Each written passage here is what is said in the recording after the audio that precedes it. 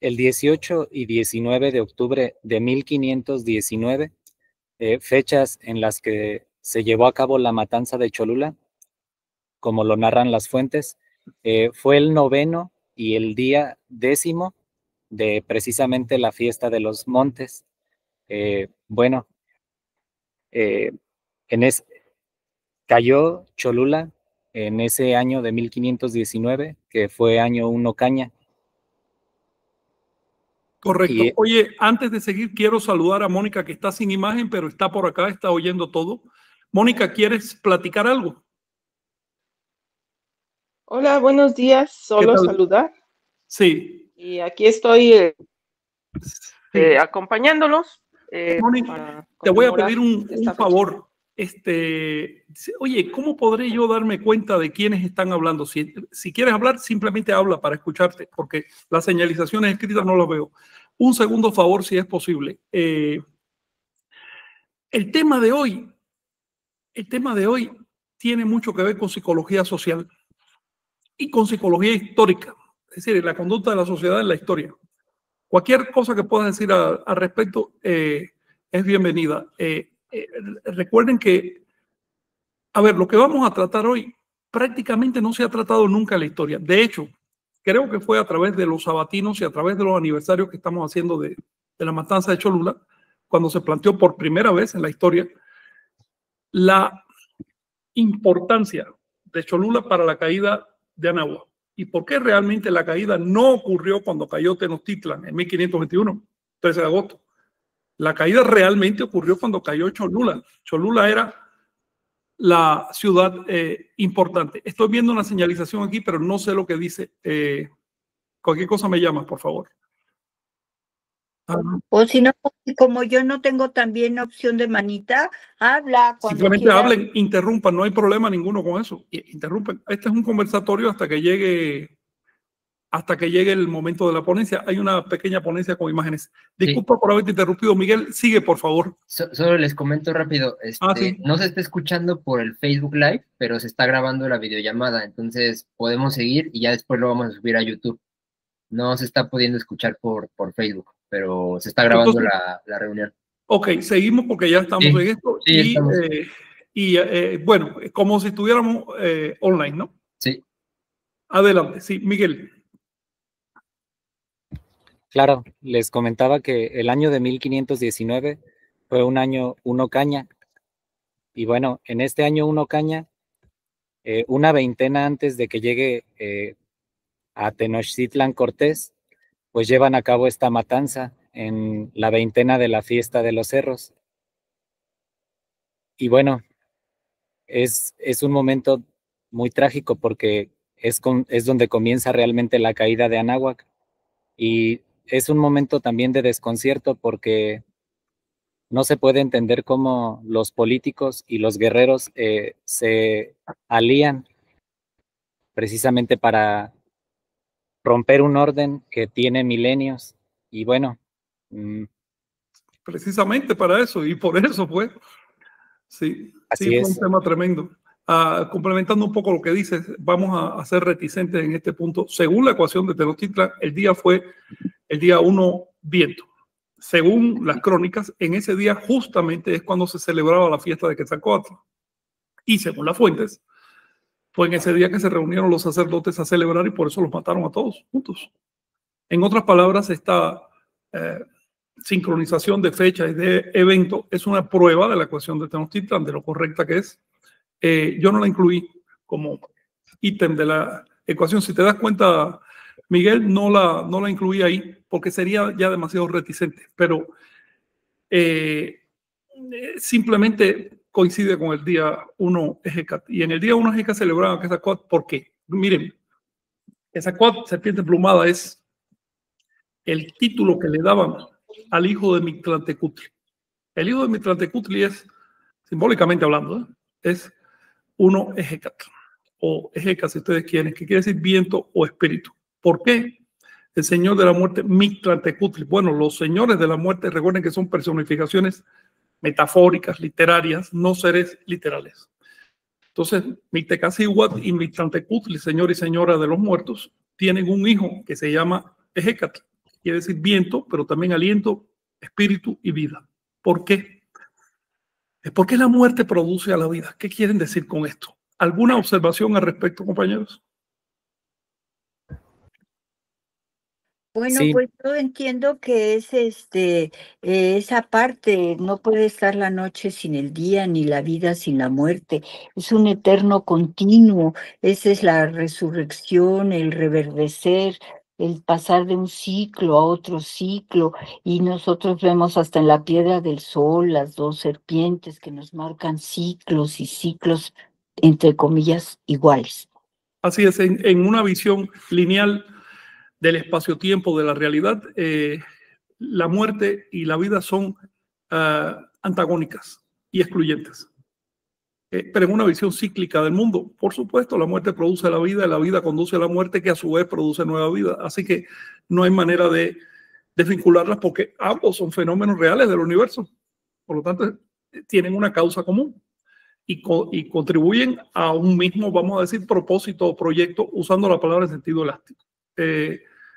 En lenguaje teológico esto se le llama resurrección. El sentido real de la resurrección, incluso las doctrinas cristianas, las orientales, las que tú quieras, el sentido real de la resurrección no es un acto mágico por el cual se viola el comparendo de la muerte. No es eso. Esa es la imagen que tienen las masas por el miedo a la muerte. Así que si las masas le tienen miedo a la muerte, se van a inventar doctrinas de supervivencia del ego, resurrección, reencarnación, todo este tipo de cosas. Pero desde un punto de vista filosófico y teológico profundo, la resurrección lo que significa es, en un sentido individual, darse cuenta. Por eso Jesús dijo con toda claridad, y es un saludo para los cristianos que no les gusta este verso. Dice, viene la hora y es ahora cuando los muertos resucitan. No dijo es después, sino es ahora. Eso que están esperando para después, pues no siguen la doctrina cristiana. ¿Por qué Jesús dice es ahora? Bueno, si tú te diste cuenta de lo que quiso decir, ya resucitaste. Si no, pues sigue esperando. Por otro lado, ¿qué significa la resurrección desde un punto de vista, vamos a decir, social? Bueno, al entender el desarrollo de la sociedad desde un punto de vista cíclico, tú te das cuenta que hay subes y bajas. La energía se acumula, estalla, se pierde, vuelve a haber un periodo de acumulación, etcétera. No puede ser una linealidad simple el desarrollo de la sociedad. Conociendo esto, tenemos elementos para desarrollar. Si no lo conocemos, nos dejamos agotar por momentos por el bajón de la energía y lo quemamos todo en el momento en que sube la energía. Es decir, estamos oscilando entre polaridades, siendo víctimas de ellas sin comprenderlas. Así que sí, la visión cíclica del mundo, cíclica abierta, no cíclica fatal, es una herramienta psicológica para esperar el futuro. ¿Qué significa desde el punto de vista natural? Bueno, eso es más que obvio. A mí me sorprende que haya cosmovisiones lineales, como la cristiana, la musulmana, las bíblicas en general, y algunas cosmovisiones del Oriente. Me sorprende que haya cosmovisiones lineales cuando la naturaleza es eminentemente cíclica. No encontramos ahí ninguna linealidad por ningún lado. Lo más evidente, y eso está al alcance de hasta del más dormido, es que cada año hay una renovación de la naturaleza. Sí, se muere, pero después resucita. ¿Por qué pasa esto? Porque la energía no desaparece. La energía se transforma, pero no desaparece. Cuando cambia de forma, cuando se manifiesta de otro modo, por un momento nos da la impresión de que ya no hay, de que se perdió la energía. No, eso se convirtió en otra cosa. Pero no se perdió en absoluto. Si tenemos suficiente sutileza, le podemos seguir la pista hasta la eternidad. Por lo tanto, la energía es eterna. ¿Significa esto que el ego sea eterno? No, el ego no es energía, el ego es un bache en la energía. Así que gracias a Dios el ego no es eterno y las creencias o las doctrinas toltecas dicen claramente que no hay supervivencia del ego. ¿Ok? Aprovechemos el ego, tanto lo tenemos para servir, para ser útiles. Pero lo que viene después no tiene que ver con el ego. Es mucho más interesante. ¿Alguna observación, compañeros? sí, en el centro de la cuestión está el movimiento, está una condición, una transición que va más allá de los polos que podamos establecer como lo vivo y lo muerto. Entonces, esta condición que trasciende esa polaridad o esta dualidad aparente, claro, es precisamente la muerte en un sentido más elevado. Es un nombre literario. Muerte es un nombre literario, pero vida también. Aquí que estamos, nos sentimos tan vivos, en realidad una buena parte de nuestras células está muriendo, otra parte está naciendo. A nivel celular hay un proceso de sustitución. Y si ampliamos la óptica y nos vemos a nivel social, pues hay un proceso. Nosotros estamos en transición con respecto a un medio que se queda. Los cristianos se preguntan, o los ateos también, los escépticos, si hay vida después de la muerte. Claro que hay vida después de la muerte, los demás siguen viviendo. Entonces, lo que tú quieres preguntar realmente es si mi ego sobrevive. Si te enfrentas a esa pregunta, si te atreves a plantearla así, ya tienes la respuesta. Una pregunta bien planteada es su propia respuesta. Mónica, ¿alguna observación? Oye, Frank, yo tengo una pregunta. No, pues de acuerdo con ustedes. Ok, Sí. adelante, Rosita. Pues me hablaste del ego y me hizo ruido. Entonces, ¿qué es el ego? O sea, si no es energía, yo pensé que todo era energía. Si no es energía, entonces, ¿qué es? Mira, la energía no es 2 veces igual a sí misma. ¿No es qué? No es 2 veces igual a sí misma. De hecho, la energía no tiene forma propia. ¿Ok? Cuando la asociamos con algo concreto, con algo que podamos reconocer, es decir, conocer y volver a conocer o identificar como igual a sí mismo, ya no se trata de la energía propiamente, sino de sus manifestaciones. Sus manifestaciones son cortes que nosotros hacemos, son cortes psicológicos. En el mundo real es como el mar. El mar se está moviendo permanentemente. Nosotros vemos las olas, pero no es que las olas existan con independencia del mar. Son solo cortes que nosotros hacemos. Podríamos hacer el corte en cualquier otro punto. Podríamos, en lugar de estar viendo la hora, estar viendo el hueco que hay entre dos olas. Y funcionaría igual. ¿Ves? Es a donde pones tu atención. El fenómeno objetivo no tiene forma propia. Ahora, ¿qué pasa cuando nos levantamos de la mañana y nos identificamos con nosotros mismos? Estamos creando una foto de nosotros mismos. ¿Qué somos desde el punto de vista de la energía? ¿Qué somos en realidad? Somos un fluir, estamos cambiando constantemente. Sin embargo, preferimos identificarnos con nosotros mismos porque es más fácil. Eso nos ayuda a sobrevivir. Es un recurso de supervivencia. No solo nosotros lo hacemos, lo hacen también los animales. ¿Okay? Un animal sabe muy bien cuáles son sus rutinas. Un animalito o un niñito recién nacido no tiene todavía ese recurso desarrollado. Por lo tanto, fluye. Pero en cuanto ellos empiezan a asociar ciertas acciones y ciertos estímulos y ciertas respuestas, ciertas gratificaciones, ciertos miedos, etcétera, ya empieza a crearse el núcleo del yo, que hasta entonces es una vivencia. A medida que desarrollamos la mente, empezamos a hacer la fotografía del yo, empezamos a adquirir una personalidad y a creernos que somos así por dictado divino y un montón de cosas que van surgiendo, se van pegando las creencias. Recuerda que un niño nace sin creencias. Ya después de viejos la mente empieza a emporcarse, ¿no? Empezamos a darle valor a las creencias entonces casualmente reflejan nuestro ego, fíjate. Las creencias terminan colocándonos a nosotros mismos en el cielo, pero como somos tan humildes que no podemos hacerlo, pues decimos que hay un Dios allá arriba que sorprendentemente está en comunicación directa conmigo. No con los demás se van para el infierno, pero yo sí me salvo. En otras palabras, entramos en una fase, en un ciclo de demencia, porque eso se llama demencia, que termina reduciéndonos a la caricatura de lo que verdaderamente somos. Una cosa es, por supuesto, la vivencia del ego, que es una herramienta para sobrevivir, y otra cosa es la imagen del ego, la creencia que nos hacemos de nosotros mismos. Estamos apegados a nuestra creencia, la muerte nos va a dar un puñetazo fatal. Y vamos a morir asustados. Así que vale la pena sacrificar el ego a tiempo. Dime. El movimiento que menciona Miguel, que está en el centro de los elementos, somos movimientos, nunca somos iguales si queremos hacer esa foto, eternizar algo que no es eternizable. No obstante, ten en cuenta que en el caso de la piedra de los soles, por poner un ejemplo conocido, ¿no? Clavaron el movimiento en el centro. Sí. Es la tendencia humana a buscar un centro para poder poner las definiciones que le importan. Clavar el movimiento en el centro es anular lo que significa la palabra movimiento. El movimiento está en todas partes, no está en el centro. De hecho, desde la óptica de la energía y desde la óptica del movimiento, el universo no tiene centro. Ni siquiera es universo. Universo es solo una palabra que le ponemos a lo que no entendemos. Pero, volviendo a tu pregunta, no tiene nada de malo usar el ego. De hecho, las últimas palabras de Jesús tiene dos fases. Una, su vida cotidiana, su vida tonal. Y algo que ocurrió, una transfiguración que se dice, todo esto es muy simbólico. y es una gran enseñanza. Y después empiezan sus últimos momentos, que fue cuando lo mataron, que es la fase del Nahual. Y el intervalo, el comodín entre ambas fases, fue la palabra ego, que pronunció 3 veces. ¿Saben eso, no? No tiene nada de malo asumir el ego si tienes ego. No asumir el ego cuando tienes ego es convertirte en un hipócrita y un frustrado. No tiene nada de malo asumir el ego, pero siempre sabiendo que el ego es una construcción artificial, es un producto de la mente, no es un producto natural. Lo estamos haciendo y lo debemos hacer para sobrevivir.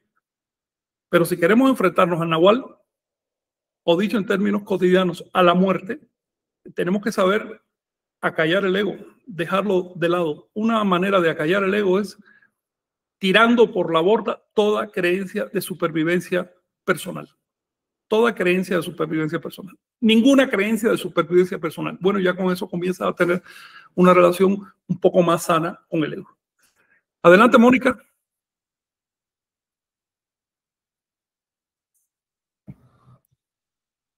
Mónica, pensé que estabas hablando. No. Ah, bueno. No, nada. Pues más bien, pues retomando el hilo del día, la fecha, digo, esto fue nos salimos un poco por la tangente para explicar los simbolismos y el tema calendárico, pero al final no nos salimos tanto del asunto porque estamos transmitiendo desde una iglesia, la iglesia tolteca, que es de las instituciones que la humanidad ha creado, pues justamente para agarrarse, ¿no?, del tiempo y mantener una continuidad histórica y continuidad civilizatoria. Por eso es lo que hablamos muchas veces. Civilización, a toda gran civilización le corresponde una religión, ¿no? Por eso es que estamos promoviendo este proyecto, porque bueno, no es una visión religiosa común, ¿no?, sino intentamos recobrar los significados y las prácticas, como por ejemplo el ensueño, ¿no?, la práctica del ensueño, la práctica de la recapitulación, estar bien conscientes de la memoria y de la narrativa que nos creamos con ella, para no perdernos en este cúmulo de información que hay, ¿no? Estamos sobreestimulados actualmente. Y pues caemos en este día que es el inicio de la veintena, Tepeilhuitl, la veintena de los cerros. Es una veintena dedicada a Tlaloc, en agradecimiento a las lluvias, ¿no? Terminamos un periodo de lluvias, ya transicionamos a otra estación, y pues eran unas celebraciones, ¿no? Ya lo hemos ido platicando en otras veintenas, cómo periódicamente se iba, en esta continuidad temporal, pues los cambios se iban haciendo notar en las sociedades y se celebraban cada veintena con distintas situaciones, ¿no? Y también en este día, pues justamente estamos conmemorando, cada veintena la conmemoramos con un hecho histórico que nos hace referencia a esta narrativa histórica de la toltequidad, y pues en este caso tocó la masacre de Cholula, ¿no? Yo le puse ahí como ese título, hablan que dicen la matanza, no sé, otro tipo de eufemismos que le van a meter ahí dependiendo quién lo interprete, pero pues realmente fue una masacre, eso fue lo que sucedió, y fue una complejidad de actores la que se desarrolló ahí,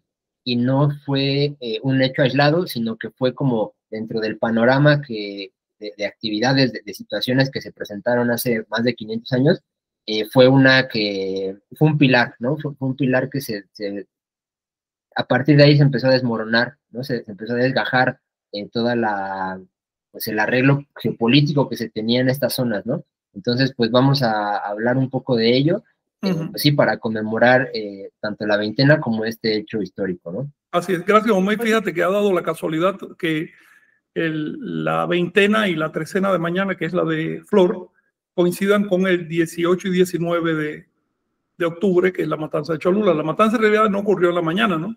Estamos adelantándonos un poquito, ocurrió en la noche y abarcó últimas horas del 18 y todo el día 19 y todavía el día 20 estaban matando gente. De manera que, digamos que ha coincidido, por eso vamos a conmemorar esta fecha hoy sábado, mañana domingo también. Mañana, de paso, conmemoramos el inicio de la trecena de Flor. Sí, adelante, Rosita. En esta veintena de los montecitos me llama la atención porque justo Cholula es un monte hecho a mano, la Así es. traducción que han puesto. Entonces, un montezote. Entonces, escogieron esa fecha para hacer un monte, ¿no? No creo que haya sido casual que lo hayan hecho en A esa. ver, Ok, justo traje unas imágenes sobre eso, para hablar sobre imágenes, ya sabes, es más bonito y se entiende mejor. ok. Si me permiten, voy a empezar a exponerla. Estoy Sí. en el entendido de que, bueno, si quieren platicar, me interrumpen. Recuerden que yo los estoy viendo ustedes del tamaño de... No veo, por supuesto, quién está ahí y cualquier cosa hablen. Y también en el entendido de que Omey va a participar con reflexiones históricas. Esta ponencia que hice no es tanto... A ver, sí es histórica, pero no me refiero tanto al encuentro, a la llegada de los españoles, sino de los ibéricos, sino a qué importancia tenía Cholula en el contexto de Anáhuac. Y aquí les estoy presentando, espero que lo vean. ¿Lo ven? Sí. Sí. Bien, vamos a comenzar por el principio que podemos percibir a través de la arqueología y de la historia. Este no es el principio real. Es decir, las cosas empezaron muchísimo antes. La historia que yo les voy a contar ahora empezó probablemente con la deglaciación. Fue cuando se perfiló, cuando adquirió conciencia de sí. Ya se empezó a desarrollar con el maíz. La producción del maíz generó el mito del maíz. Una nota para ti, Miguel, ya que estás en este tipo de análisis. El mito de la creación del ser humano de maíz no existía antes de la producción del maíz. El maíz no es natural. Por lo tanto, aquí tenemos una capa mítica posterior a mitos que nos llegan del Paleolítico. El contexto nos permite ubicar y por lo tanto entender este mito sustituyó a este. ¿Por qué? Por tal razón histórica. Es para el análisis, ¿no? de la historia de los mitos, porque sabes que sin eso el trabajo de la filosofía no tiene fundamento. Para empezar tenemos que saber qué hay en el trasfondo del ser humano y ya después empezar a tratar de filosofar, ¿no?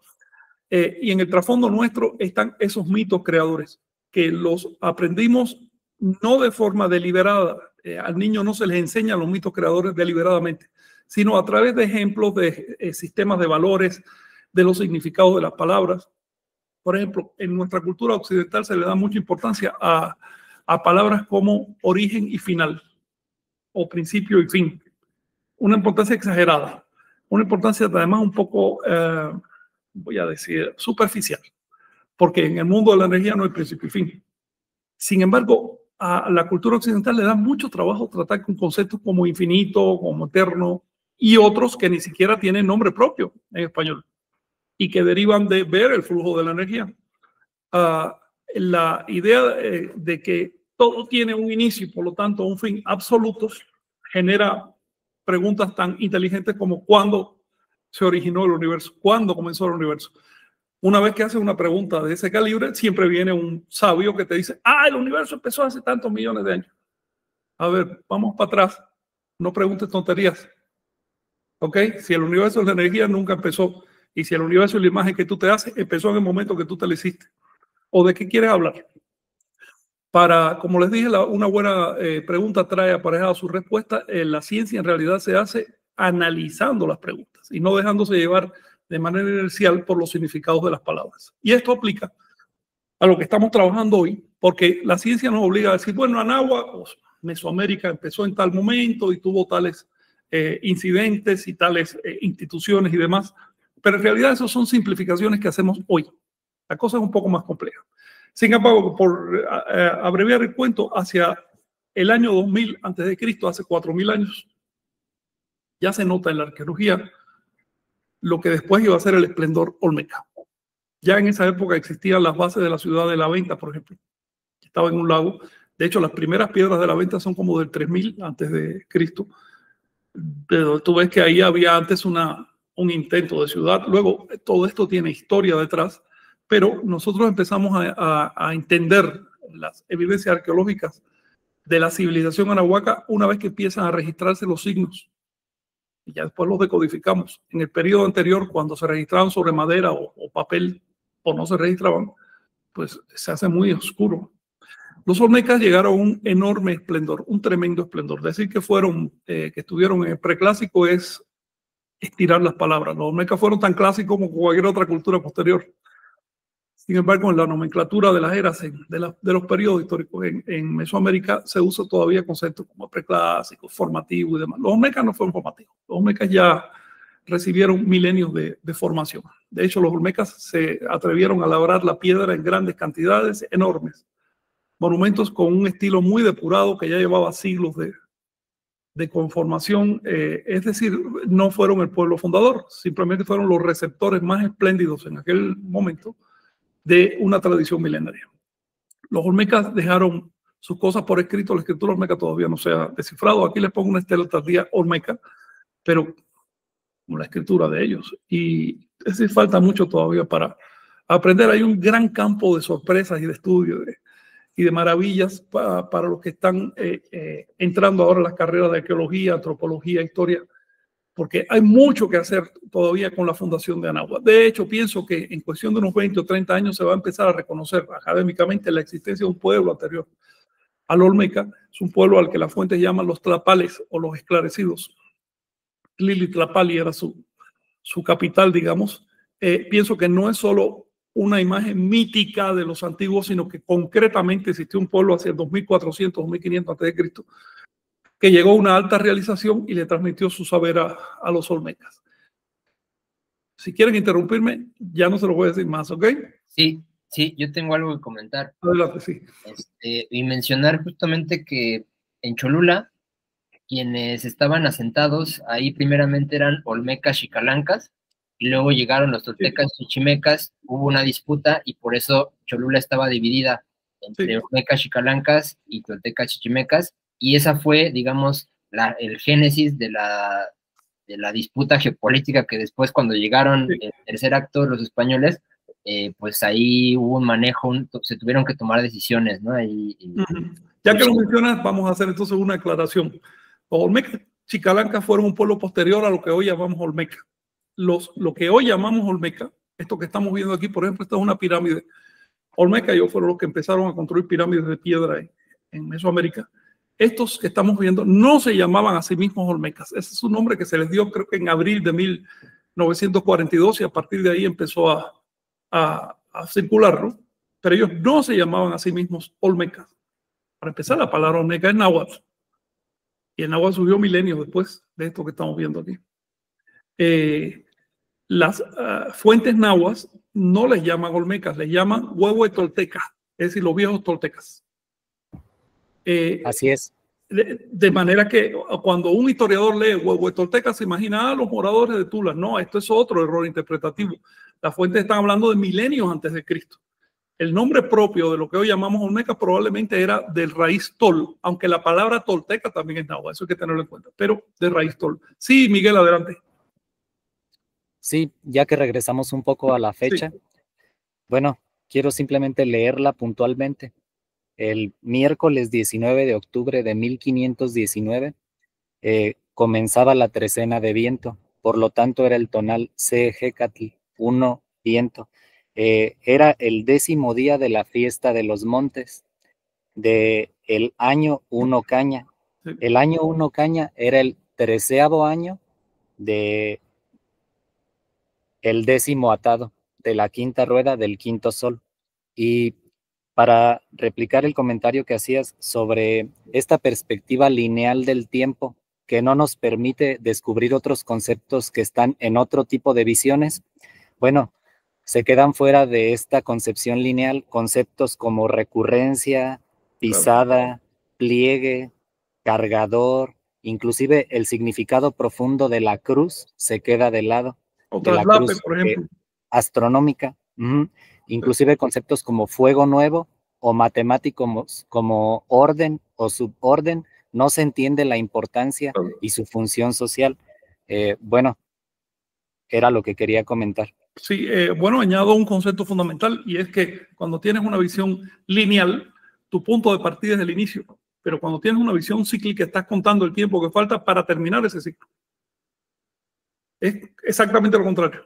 Y esto es fundamental para estudiar las ideas de Anáhuac y sobre todo el calendario. Si no tienes esto en cuenta, te vas a perder con las fuentes calendáricas. Además, esta visión de lo que falta para terminar el ciclo genera con mucho esplendor una profecía que no es una profecía sobrenatural, no son dictados divinos, sino justamente el análisis de los sentidos que tienen los ciclos, ¿no? Con conocimiento o que se lo hayan inventado, pero era análisis de ciclos, no era esperar que un espíritu te diga nada.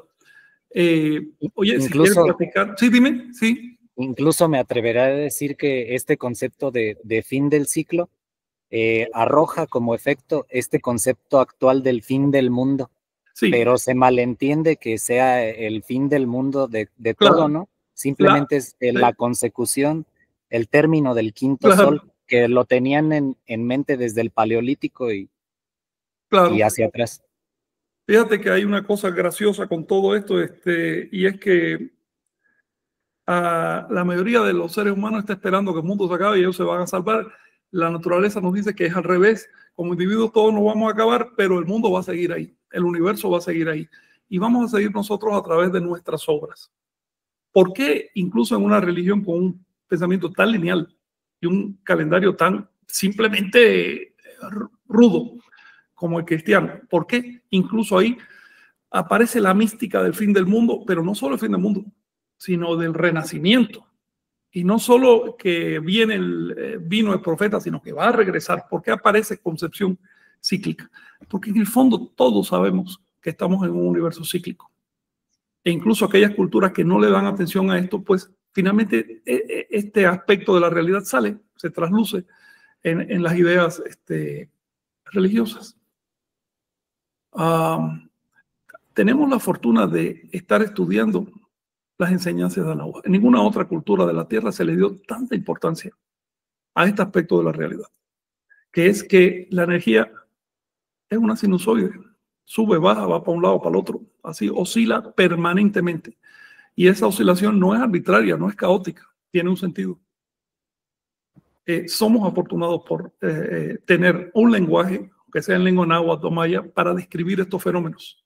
Y nuestros retos, por supuesto, está en ir pasando esto al español o al inglés, alguna otra lengua que no lo tenga. Volviendo al tema, estamos viendo aquí una de las primeras pirámides de piedra de Mesoamérica, fue de origen olmeca. Los olmecas abarcaron todo. Por supuesto que los olmecas originales, los huehues toltecas, estaban en Cholula, estaban en todas partes. Cholula es un lugar inevitable porque si se fijan en el mapa, es una zona de tránsito. En una época que no había aviones, había que ajustarse a la geografía. Y Cholula es zona de tránsito entre un lado, entre un océano y el otro. Por eso era una zona codiciada. Y por eso Cholula es una de las ciudades más antiguas de la Tierra, todavía pobladas. De las más antiguas, y sigue siendo útil vivir ahí. La gente no se ha ido porque es una zona apropiada. Los olmecas se extendieron por todo el territorio, casi sin armas. Cuando excavamos los sitios olmecas aparecen unas pocas armas que eran más bien de uso policíaco, ¿ves? Para controlar un poco la población y eso, pero no esa cantidad de armas que uno esperaría de un ejército. Incluso da la impresión que no tenían ejército. ¿Cómo entonces pudieron extenderse por todas partes e imponer sus ideas? ¿Cómo sabemos que se extendieron? Bueno, lo sabemos por el intercambio que tenían de productos. Si tú encuentras intercambio masivo de productos que son de diferentes partes bien alejadas de Mesoamérica, Centroamérica, incluso hasta de Norteamérica, te das cuenta que había caminos libres, caminos seguros, y que los comerciantes iban y venían sin problema, que había un respeto también a la actividad comercial, y que por lo tanto pues había ganas de invertir y ganas de crear. Por otro lado, a partir más o menos del siglo XVIII a.C., empieza a encontrarse en todas partes de Mesoamérica ciertos motivos iconográficos olmecas típicos. Se pueden resumir en el concepto de el dragón mesoamericano. El dragón mesoamericano original, el olmeca, no solo era un reptil con plumas como pasó después, no. Incorporaba también un rostro humano o actitudes humanas. Incorporaba algo de boca de ocelote. Era una amalgama de animales. Le llamo dragón porque en iconografía un dragón significa eso, una amalgama de propiedades de diferentes animales para significar algo que va más allá de lo natural. No porque sea sobrenatural, sino porque no está a nuestro alcance hasta donde podemos ver. Entonces, el dragón olmeca es un ser humano que es al mismo tiempo un ocelote que se está transformando, pero tiene atributos de serpiente y de ave. Por lo tanto, integra todos los elementos. Es una integración de los elementos. De hecho, de los 5 elementos. Si buscamos con calma, vemos ahí fuego, tierra, agua, aire y movimiento. La aparición del dragón olmeca en todas partes. El dragón olmeca era como decir la cruz. Si tú ves cruces en algún lugar, tú dices, por aquí pasaron los cristianos. ¿Ves? En algún lugar del viejo mundo, ¿no? Bueno, si ves el dragón olmeca, dice, por aquí pasaron los olmecas. La extensión de ellos entonces se debió justamente a que desarrollaron una religión. ¿Qué cosa es una religión? Un sistema de creencias y conductas. Y por supuesto, desarrollaron un sistema de creencias y conductas.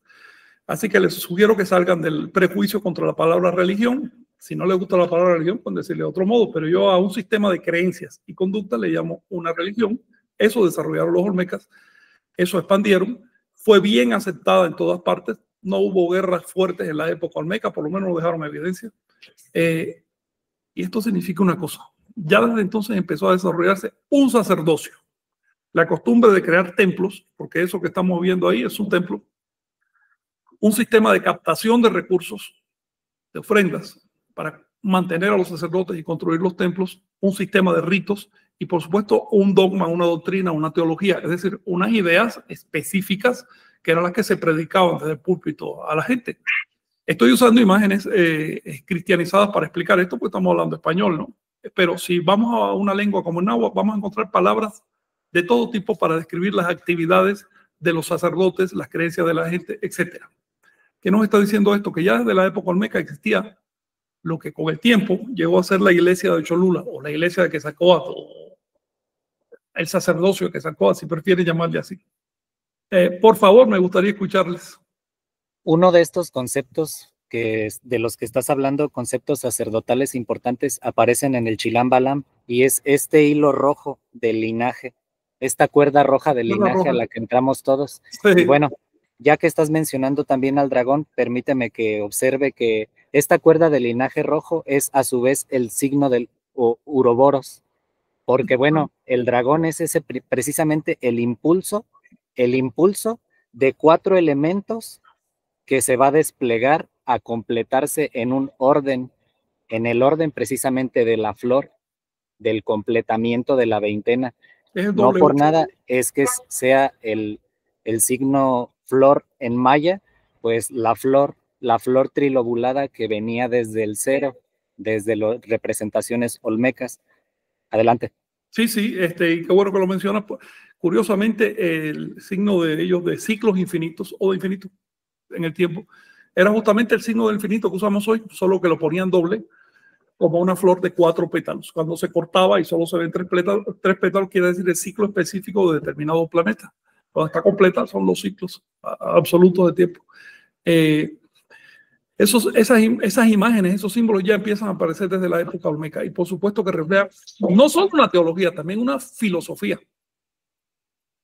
Es decir, había personas que estaban reflexionando sobre cómo es el mundo, y eso a su vez se volcaba en servicio a la sociedad por una razón. Aquella sociedad no tenía que cuidarse de enemigos externos.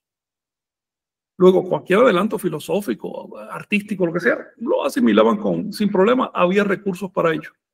Por eso es que los olmecas nos parecen hoy tan espléndidos, a pesar de que el tiempo transcurrido ha destruido 90 y pico % de las evidencias. Oye, me gustaría escucharles un poquito más, por favor. Sí. Sobre todo, no menospreciaban el trabajo individual que puede realizar un fruto, haciendo énfasis en la responsabilidad. Es decir, el concepto de orden nuevamente nos invita a ser responsables, y esa responsabilidad se traslada a la educación, y de esa forma puede llegar a la sociedad para que sin coacción o sin una violencia como la del tipo actual puedas elevar una sociedad. Y no olvidar que los nahuas le llaman e incluso en las escrituras mayas, le llaman a estas personas los viejos toltecas. Astoltecac, le dicen los mayas, huevo de Toltecatl los nahuas, porque la toltecayo, la toltequidad, fue para los pueblos de Anáhuac o de Mesoamérica lo mismo que el cristianismo para Europa o el budismo para Asia. Por lo tanto, en la opinión de los propios anahuacas, los olmecas inventaron la toltecayo. Y la toltecayo tenía no solo una función cultural, filosófica, lo que tú quieras, sino también una función religiosa, una función de modelar las ideas de la gente. Luis, adelante, sí. Sí, yo lo que reflexionaba igual al analizar igual el hecho es que, por ejemplo, en el Islam se plantea como los chiitas y los sunitas, ¿no? Se disgrega el tronco común de la religiosidad. Y yo aquí lo veo también como pues, olmecas xicalancas, toltecas chichimecas, digamos, diversas facciones que se van generando y pues tienen una misma raíz, pero pues se diversifican. No sé si cabe aquí la... A ver, está muy bien que lo pongas, porque ese es un tema que se presta a confusión. Acá tenemos, por ejemplo, en Europa, españoles, franceses, ingleses, alemanes, rusos, pero todos participan del tronco común cristiano. Por lo tanto, no puedes poner en la misma categoría un concepto como cristianos y un concepto como decir polacos. Polacos es un nombre étnico, es de una etnia. Cristiano es un nombre genérico. En Anáhuac pasa lo mismo. Tenemos a los olmecas xicalancas, que son olmecas étnicos concretos que vivieron en la costa del Golfo, se abarcaron hasta el centro de México. Tenemos a los mayas, lo que tú quieras. Pero por otro lado están los toltecas, que no eran un grupo étnico, sino el título que todos esos pueblos recibieron por el hecho de participar en la herencia olmeca. El problema está en que cuando los antropólogos inventan palabras que no describen los hechos literales, nos meten en problemas para hablar. Cuando hablamos de la herencia olmeca, objetivamente deberíamos hablar de la herencia tolteca, según las fuentes de Anáhuac. Tampoco se le puede pedir mucho a antropólogos de inicio del siglo XX. Mónica, creo que estás por ahí, ¿no? Sí, quisiera hacer un comentario. Los estoy escuchando y me parece bien interesante porque pues es evidente que el lenguaje simbólico no es algo que surgió en la era moderna. A mí me sorprende muchísimo cómo consideran a los antiguos habitantes de la Anáhuac como gente tan primitiva que estaba en el Paleolítico, ¿no? Casi incapaces de razonar. Y que gracias a la invasión, pues bueno, ya trajeron una civilización, cosa que era impensable, ¿no? Para los habitantes de la Anáhuac. Y pues ahí está la evidencia de que no. Esa es una teoría que se inventó, ¿no? Supongo que para justificar tanta atrocidad, pero el lenguaje que manejaban los olmecas era totalmente superior, ¿no? Es lo que quería comentar. Sí, mira, ya que lo dices. Yo creo que... sí, adelante. Yo creo que para esclarecer un poco más, podríamos comenzar haciendo una diferenciación precisamente entre toltecas, civiles y nómadas. Pienso que podemos equipararlo, ustedes mejor en mi opinión, con chichimecas, de gente de los tolanes o gente de las capitales, capitalinos, y precisamente este gremio sacerdotal de hombres de conocimiento que formaba una clase especial para dar una función de respaldo a aquellas cuestiones que podían sacar de equilibrio a las sociedades, sobre todo las cuestiones que tenían que ver con un abuso probable de los sacerdotes mismos, de los guerreros o de los políticos. Sí, fíjate que la propia nomenclatura filosófica y sociológica de los anahuacas tiene términos para eso. Llamaban chichimeca al periodo precivil. Es decir, las personas que emigraban o que estaban atados al campo pero todavía no construían ciudades. Y tolteca, bueno, como dice la propia palabra, tolteca quiere decir quienes moran en ciudades. Tolteca, quienes moran en ciudades. de manera que podemos hablar ya de civilización. Periodo que precivilizatorio, que simplemente era cultural, y un periodo en que la cultura se organiza a través de instituciones civiles, ese es el periodo tolteca. Sin embargo, la palabra civilización aplica incluso a las culturas, no sé, incluso España. No se puede decir que los españoles no estuvieran civilizados, aunque bien no crearon su civilidad, sino que la heredaron, ¿no? Pero incluso aplica a pueblos que tenían bastante barbarie, porque más bárbaro que quemar personas no se me puede ocurrir.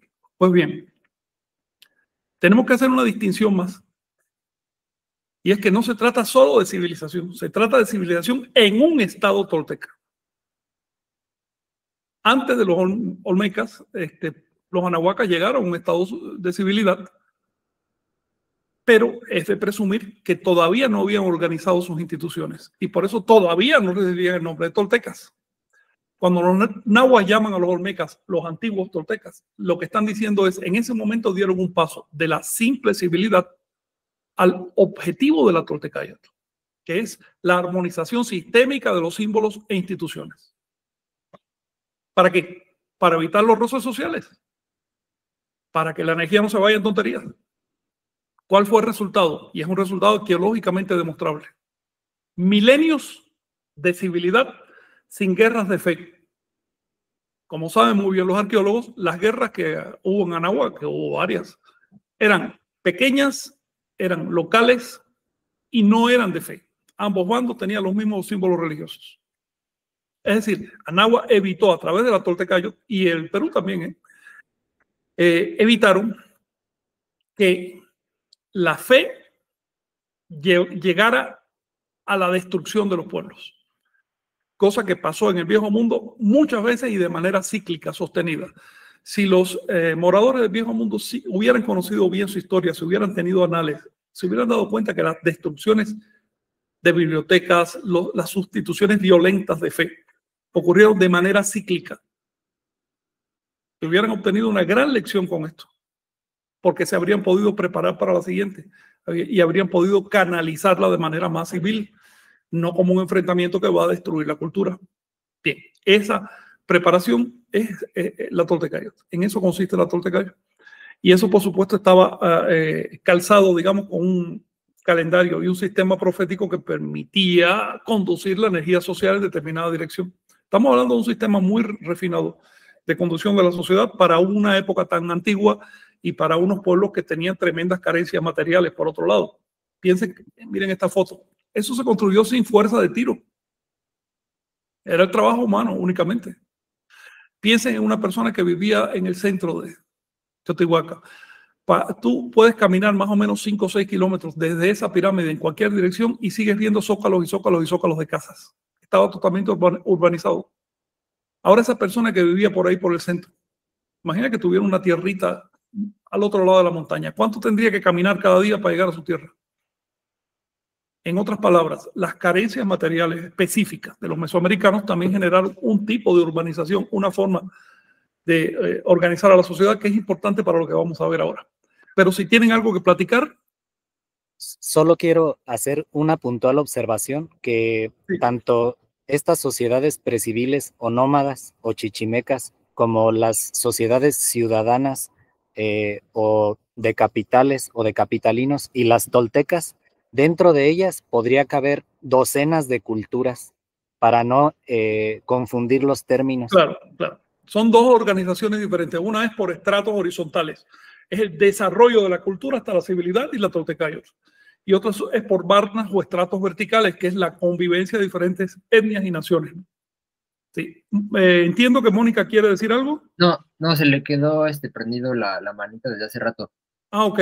Y mencionando justo algo que, bueno, en relación a lo que mencionas, Miguel, los argumentos que he escuchado de algunos grupos hispanistas es que hablan de la civilización hispánica, ¿no? De que la hispanidad es una civilización y que aglutina eso. Entonces, una cultura.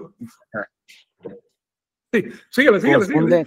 Confunden su cultura con la civilización cretomicénica. No usan correctamente los conceptos, pero tampoco hay que pedirles que los usen correctamente, no son estudiosos. Exacto, y también lo acabo de escuchar apenas en una conferencia del ex titular del INAH, no va a dar nombres, pero hablaba de lo mismo, estaba en una conferencia sobre los mayas y hablaba de la civilización maya, ¿no? De que el tronco civilizatorio maya y así. O sea, una gente que estudia y que tiene ese referente, también pues utilizando los conceptos de una manera muy despreocupada, sin darle cierto rigor, y más bien utilizando los conceptos para fortalecer la narrativa histórica estatal, ¿no? O sea, al final hay que ubicar a la gente y a los actores desde su ubicación, ¿no? Cada quien habla desde su punto de vista, pero pues si nos vamos a los hechos, a la raíz de los conceptos, pues podemos analizarlo y enriquecernos, ¿no? Omey, nosotros tenemos aquí en este movimiento unas definiciones bastante claras, prácticas, que nos sirven, que quizás haya que matizar y demás, pero no sirven, como por ejemplo que la civilización es la organización de la cultura y la Toltecayo es la organización de la civilización, ¿ves? Pero eso falta en los estudios académicos y en los estudios en general de humanidades. Encuentras personas que le han dedicado toda la vida a la historia y tú ves que mezclan palabras como cultura y civilización, ni son. A cada rato oigo hablar de la civilización que vivió el recodo del río en tal... Espérate, eso era una cultura y ni siquiera una alta cultura. Es decir, falta definición y elasticidad para usar las palabras con propiedad. Sí. Si usamos las palabras con propiedad, nos entendemos. Si empezamos a mezclar los conceptos, terminamos con términos como olmeca o como tolteca, que se aplican de una manera totalmente incorrecta, o con términos como Mesoamérica ampliamente trascendidos y que se siguen usando no más por no usar conceptos originales, no más por eso, porque de usar conceptos originales habría que admitir que desde la época olmeca los anahuacas ya tenían conciencia de su nación, conciencia de las naciones que componían su nación, es decir, por lo tanto, conciencia de federación, de acuerdo de naciones, y que tenían una imagen territorial y cultural completamente pulida. Era un hecho, es un hecho que se puede demostrar fácilmente. No estoy diciendo que ese hecho esté presente desde el inicio. Estoy diciendo que es obvio ya en la época olmeca. Los olmecas empezaron a decaer hacia el siglo V después de Cristo, de una manera rápida. Pasó la época olmeca. No es casual que por entonces Anáhuac enfrentara un ciclo de descomposición del poder. En Anáhuac encontramos cada determinada cantidad de siglos momentos en que se unifica el poder y en otros momentos en que se desintegra. Los historiadores se refieren a los últimos tiempos y le llaman epiclásico o el momento de atomización de poder a esa desintegración, y clásico al momento en que el poder estaba concentrado. Hacia el siglo III a.C. empieza a trazarse Teotihuacán. Teotihuacán existía para entonces ya desde siglos antes, ¿no? Pero era simplemente un pueblito. Pero en el siglo III se empiezan a trazar estas avenidas, estos espacios enormes que no estaban al servicio de ese pueblito, porque el pueblito quizás tenía que ser a 20.000 personas, no necesitaba esos enormes espacios. Es decir, ya desde entonces tú ves que estaban planificando una ciudad que sirviera como centro del poder, pero sobre todo del poder espiritual en Anáhuac. Y es así como en el siglo I a.C., ya con la inauguración de las primeras grandes pirámides de Teotihuacán, que Teotihuacán asume su posición de ciudad santuario de Anáhuac. Era como decir la Meca, como decir el Vaticano o el Lhasa, el Potala, ¿no? Para los budistas. Era una ciudad que concentraba a los monjes, a los sacerdotes, y que por lo tanto emanaba directrices espirituales. Tal como pasó con la cultura olmeca en Teotihuacán, no observamos evidencia de ejército. Las pocas armas que aparecen estaban al servicio de mantener el orden dentro de la ciudad, no de invadir otras tierras. Toda esta idea de que si los teotihuacanos invadieron a los mayas, todos esos son cuentos. No fue así. Las evidencias dicen otra cosa. Son interpretaciones a la occidental de fenómenos de otro orden. La expansión de Teotihuacán, la autoridad de Teotihuacán era espiritual, tal como pasó con los olmecas. Y eso se ve en los símbolos teotihuacanos en el resto del territorio, pero sobre todo entre los mayas. Pero también se ve en el hecho de que el resto del territorio tuviera presencia en Teotihuacán. Teotihuacán no es una ciudad étnica. Estaba organizada, yo creo que en unos 20 barrios. Se han encontrado más o menos 10 y pico de esos barrios. Cada barrio representaba a una nación de Anáhuac. y tenían sus propios adornos, sus propios estilos artísticos, sus propias formas de construir las casas y demás. Es decir, le asignaron lotes de tierra a cada nación para que hiciera su embajada. La ciudad de Teotihuacán es un concepto de ciudad embajada que no existe en el viejo mundo, por eso a veces se hace difícil reconocer ese concepto en América. Ciudad embajada significa que diferentes naciones se ponen de acuerdo y hacen una ciudad única que lo represente a todos. Si tú ves presencia de esa ciudad en esas naciones, es obvio, esas naciones la construyeron. Sin embargo, en este momento se está interpretando, es lo que está de moda en la antropología mesoamericana, que Teotihuacán era un núcleo étnico que fue invadido a otras naciones. Les pongo como ejemplo el hecho de que se dice que en algún momento ocupó las tierras mayas, impuso un tributo y demás. A ver, en ese mismo momento tú vas a Teotihuacán, en ese mismo momento, y encuentras el barrio maya con total esplendor. Es decir, no había ningún problema, ninguna tensión entre mayas y teotihuacanos. Teotihuacanos no es más que el nombre de los moradores del santuario. Teotihuacán significa el santuario. De Teotihua, hecho divino, y Can, lugar. ¿Ok? A ver, más comentarios, por favor. Sí, basta con poner un poco de atención en las diferentes lenguas de Anáhuac y también basta con poner un poco de atención en la pictografía de sus libros para entender que ellos, más que separarse, estaban tendiendo lazos de unión y de armonía.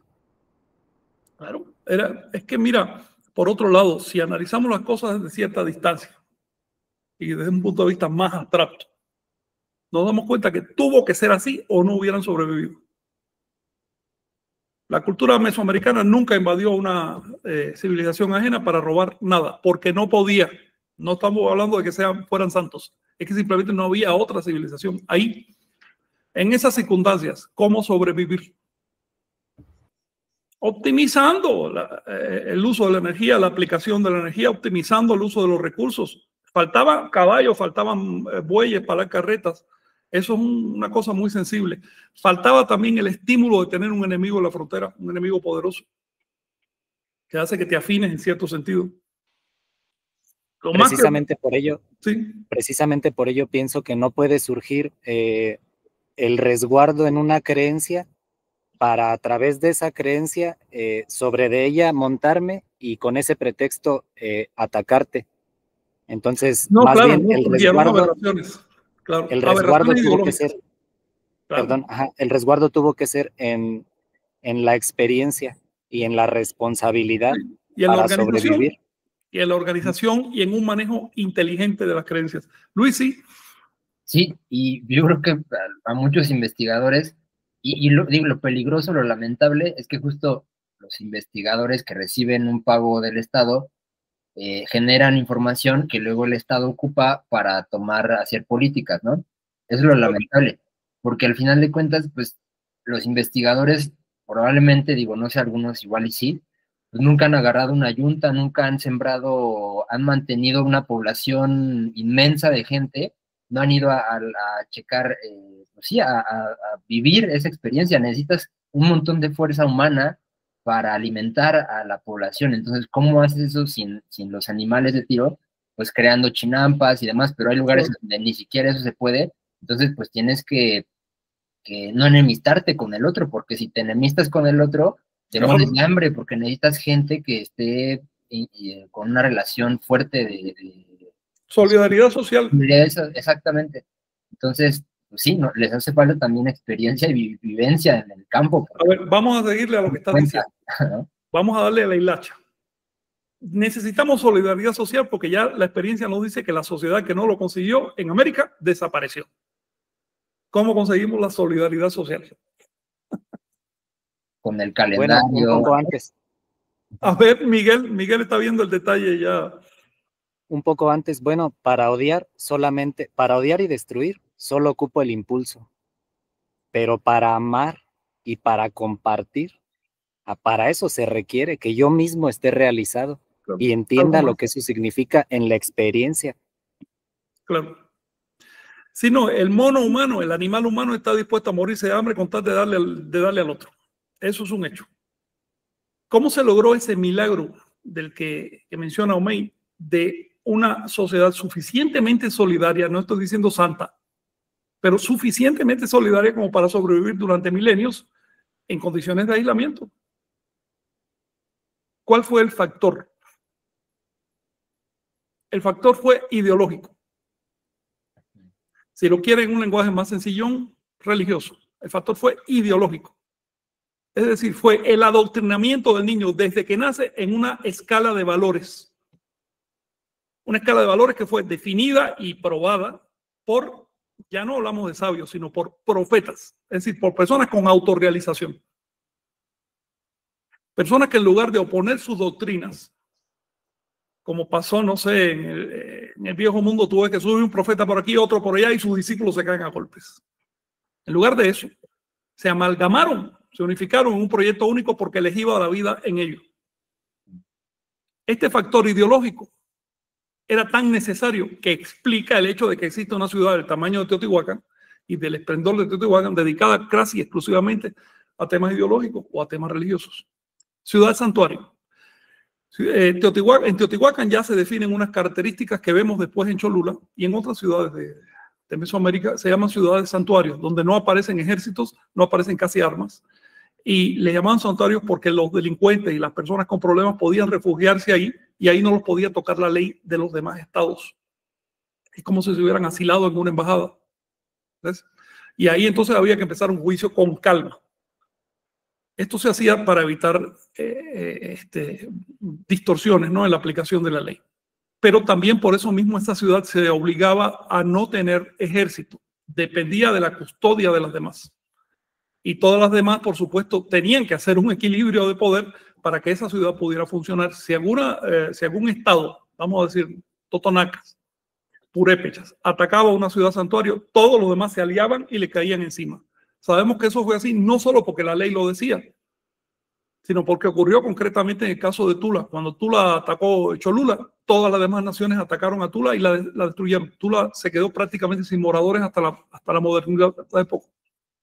Entonces, estamos viendo en Teotihuacán una ciudad que tenía unos 160,000 personas, según la arqueología, que es el límite organizativo y el límite racional de aglomeración de personas en una sociedad que no tenía animales de tiro.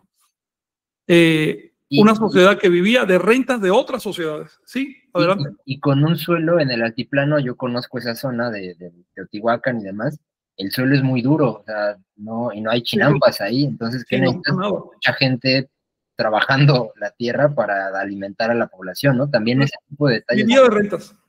Los anahuacas pagaban 1/5 parte de su cosecha para mantener la ciudad santuario y el sistema de sacerdocio, que tenía su sede en esa ciudad y se distribuía por todas partes, de un modo muy similar a lo que pasa hoy con la Iglesia Católica, ¿ves?, o con la Iglesia Budista. Tienen una sede y tienen unos sacerdotes que van para todas partes, y esa sede y ese sistema es mantenido con los aportes de los creyentes de todos lados, ¿no? Así pasaba en Teotihuacán, lo sabemos porque quedó documentado en las fuentes. Teotihuacán funcionó como ciudad santuario durante unos 6 siglos, entre el siglo I y hasta el 530 después de Cristo. Sin embargo, siguió funcionando como ciudad habitacional por lo menos 2 o 3 siglos más. Ya hacia el final se ve mucho destrozo. Ya al final nadie construía una casa buena, ni una calle, ni nada, sino era aprovechar lo que había. Se ve que eran pueblos nómadas que llegaron y aprovecharon, ¿no? Pero durante su periodo de esplendor, Teotihuacán funcionó como el santuario de Anáhuac, por su esplendor, por su buena organización, por el modo magnífico como funcionó, porque logró 1000 años de paz en Mesoamérica. Teotihuacán todavía para mí sigue siendo el santuario de la toltequidad. ¿Puedo preguntar? Sí. Adelante, por supuesto.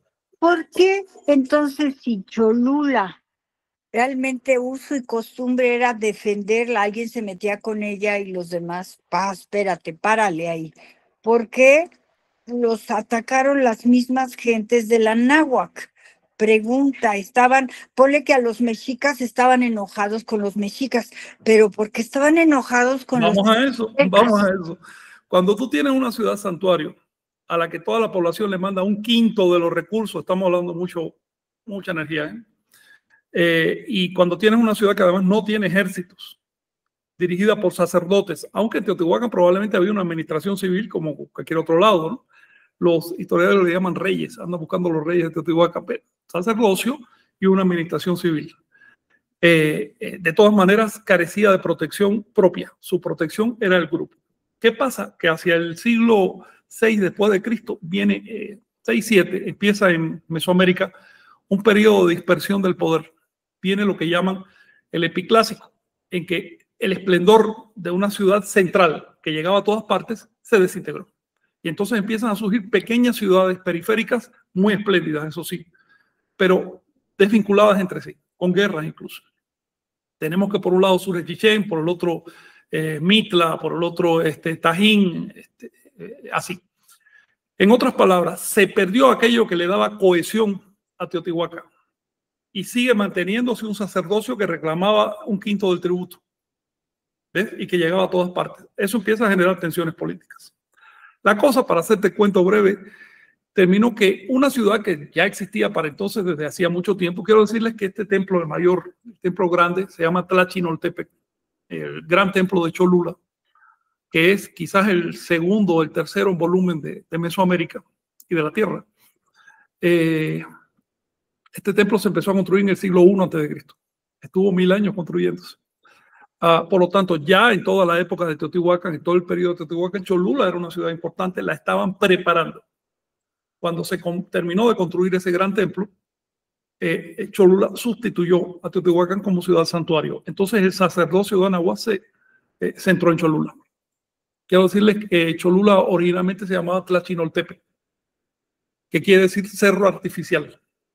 ¿Okay?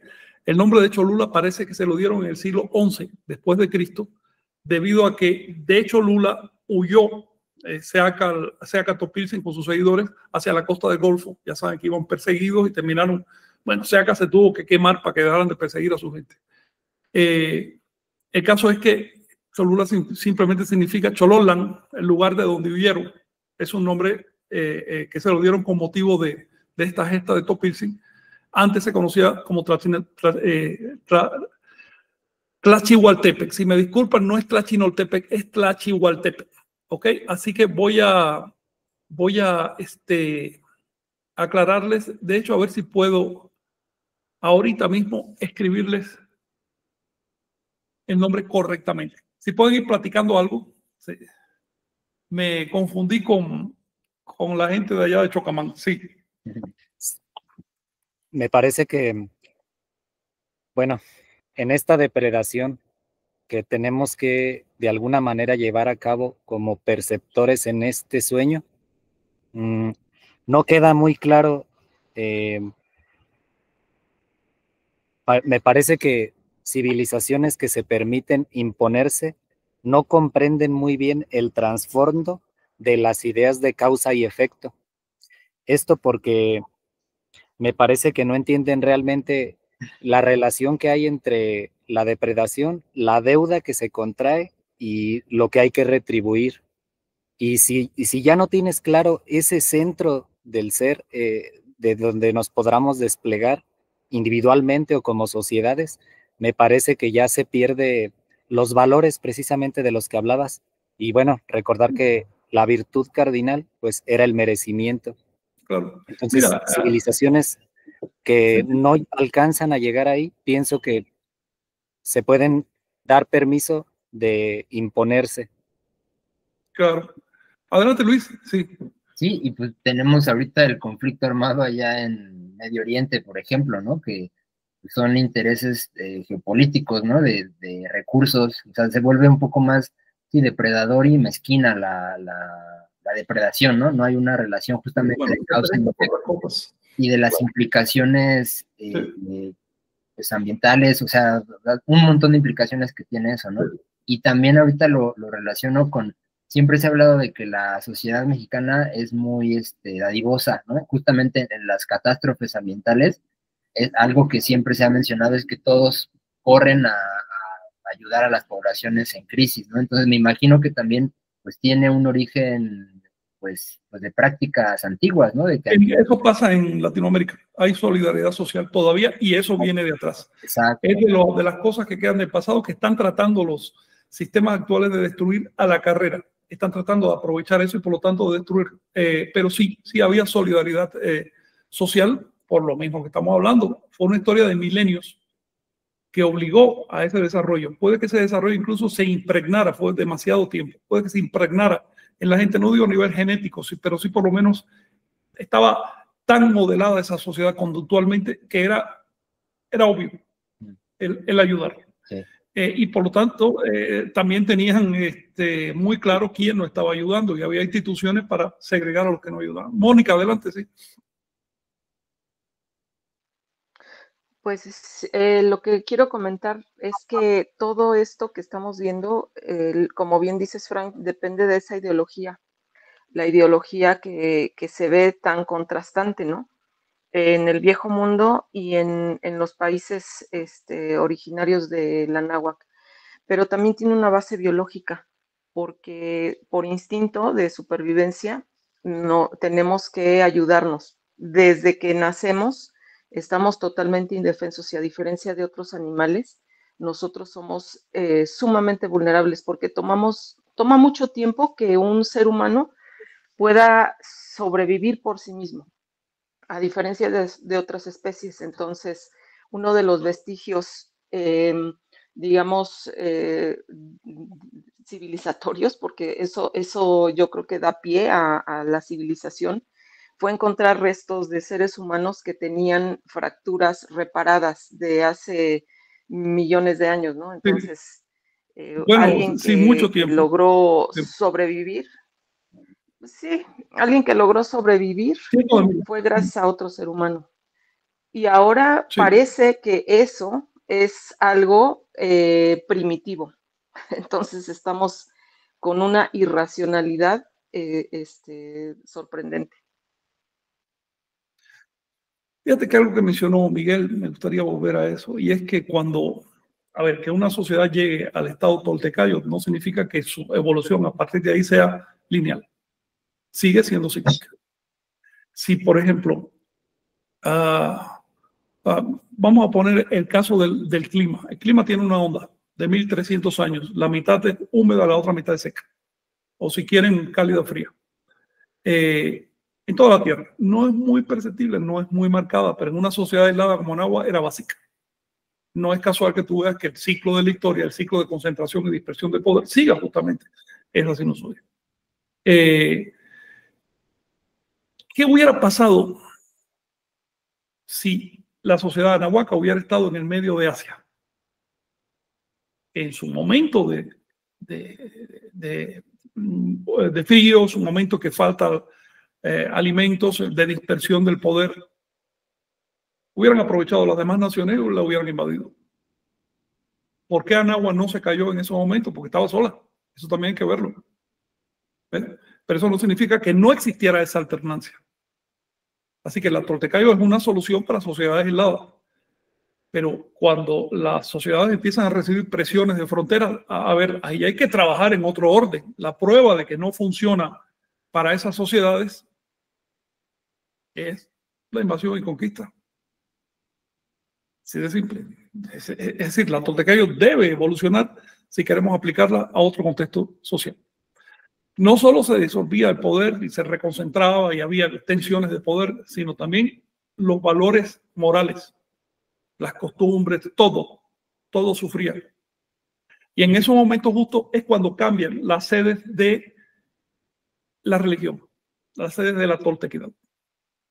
Es justamente en ese momento, en el epiclásico, cuando empieza a brillar Cholula y se empiezan a trasladar hacia ahí los sacerdotes. En esta imagen que es de un códice de cómo era la casa central, digamos, como decir el Vaticano de Cholula, pues estamos viendo una casa bastante grande con unas almenas y demás, en una plaza que parece que está rodeada de agua. Si es que ese es un signo de agua, parece que era agua, lo cual me llama la atención porque ahora no veo evidencia ya de que haya habido un sitio grande con agua.